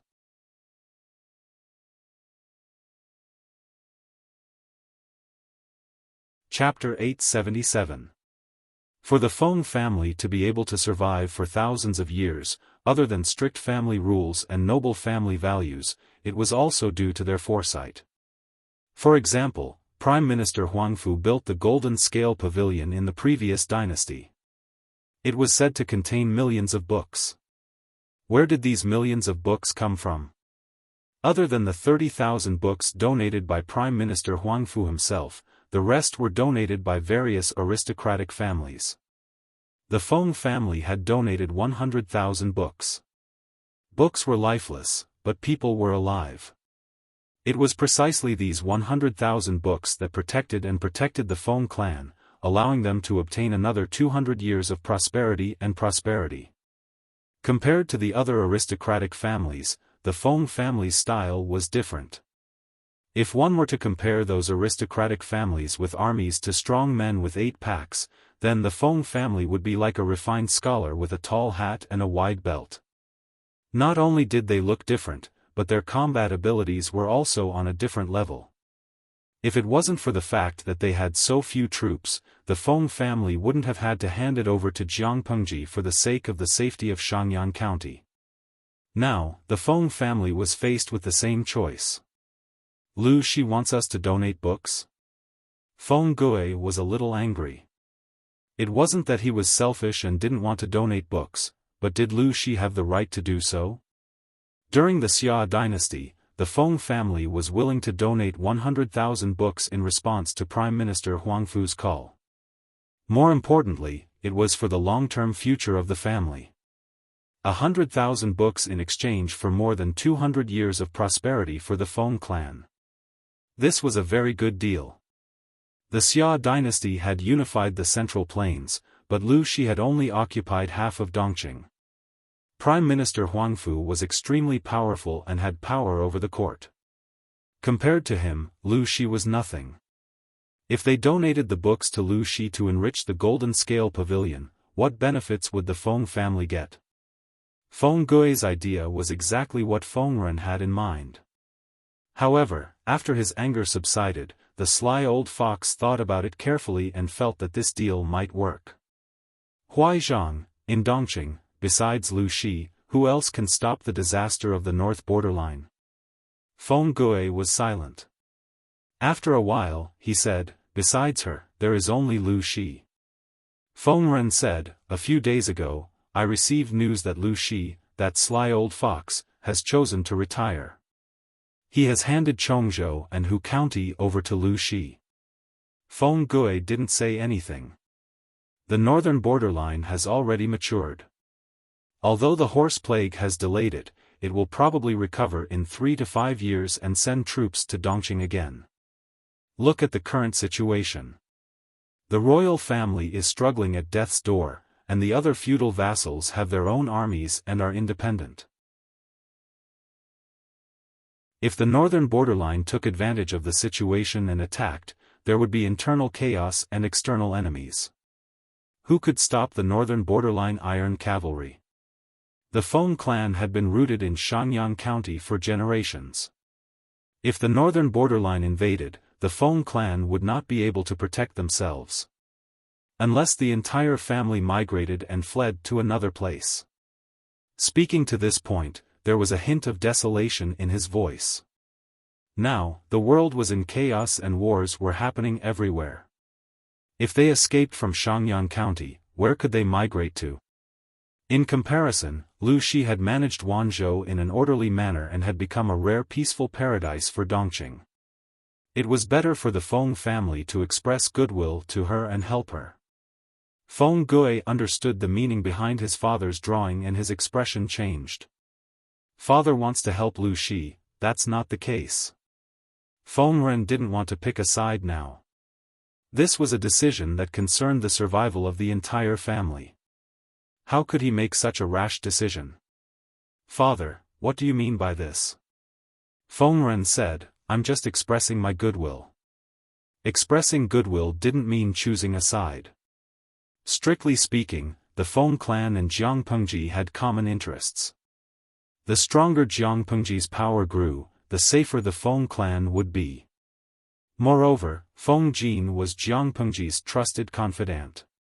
With such a relationship, the two could be considered as natural allies. I want to bring the 10,000 books to Lu Shi first. Saying this, Feng Ren pointed at the set of beginners' textbooks. These books are very suitable for children to learn. His words seem simple, but they contain infinite logic. If we can implement them thoroughly, perhaps they can really open the minds of the people. The Feng clan wasn't without ambition, but their ambition was different from other clans. As a rare millennium-old aristocratic family, they only had one goal: to continue the family line. While the other aristocratic families were desperately gathering wealth, oppressing the people, and searching for treasures, the Feng clan adhered to their ancestral rules. They didn't fight or plunder, didn't touch military power, didn't make enemies everywhere, and didn't provoke resentment from the people by force or trickery. They wholeheartedly guarded the cultural wealth their ancestors had accumulated. Before the Xia dynasty was established, there was a chaotic era of 16 kingdoms that lasted for hundreds of years. How many prominent clans were destroyed at that time? Only the Feng clan of Shangyang remained standing, even though Shangyang County had changed hands several times. After all, the millennium-old aristocratic families and the new nouveau riche had different ideologies. Feng Ren said, I'll go take a look. It'll be a pity to miss such a good opportunity. Not to mention other things, just the set of books in front of him was enough to push Cheng Cheng to the top ranks of famous scholars. Before this, how many people had heard of Cheng Cheng's name? The cake was only so big. No matter what, the Feng clan had to take a bite or two. If Lu Shi was the final winner, this investment was definitely the best choice Feng Ren had made in his life. At the same time, many famous scholars in Dongqing also received this set of beginners' textbooks. Some people scoffed, but when they saw the names on the title page, they also felt jealous. Some people were so shocked that they couldn't wait to sleep with these books every day. At the same time, they used their connections to inquire about Lu Shi and the others. The topic was highly discussed, and so was its popularity. The names of Cheng Cheng and the others often appeared in big and small gatherings of famous scholars. Overnight, they became famous all over the world. After the public opinion fermented for a while, another piece of heavy news came crashing down. Write books and become famous immediately. How many scholars dreamed of this? This was a shortcut for countless famous scholars to further promote their literary names. The ancient times were not the modern times, where one could publish a book by spending tens of thousands of dollars. If one wanted to publish a book in the ancient times, one could not afford it even if they had a lot of money. Jiang Pengji's popularity was already very high. Now that such a big piece of news was revealed, people yearned to go to Wanzhou. This was not the end. When the news of Wanzhou investing money to rebuild the Jinling Pavilion spread, many aristocratic families looked at it coldly. The poor children were so excited that they could not control themselves. Jiang Pengji knew that this move would attract many talents, but she never thought that she would catch such a big fish. It was no longer a river fish. It was clearly a whale. Greetings, Master. Hearing that there was an ancient person visiting, Jiang Pengji was stunned for a moment. She immediately asked someone to invite him to the main hall. Seeing the person, even someone as calm as Jiang Pengji could not help but be shocked. She came back to her senses and quickly bowed to the person. The hale and hearty Master Yuanjing smiled and helped her up. He said gently, "Times are different now. Magistrate Lu is too polite. A teacher for a day is a father for life. It is my duty for a student to bow to a master." Jiang Pengji quickly adjusted her emotions, but her heart was still in turmoil. She never thought that she could catch such a big fish like Master Yuanjing. Wasn't this person unintentionally involved in the fight for the dukes? Was he wholeheartedly focused on guarding the academy and educating people? Now that he appeared in front of her, how could she not be surprised? Surprise! Surprise! You're tuning into the Xiaofan's Wuxia Tales YouTube channel. Don't forget to subscribe and join us on this journey to catch the most captivating stories.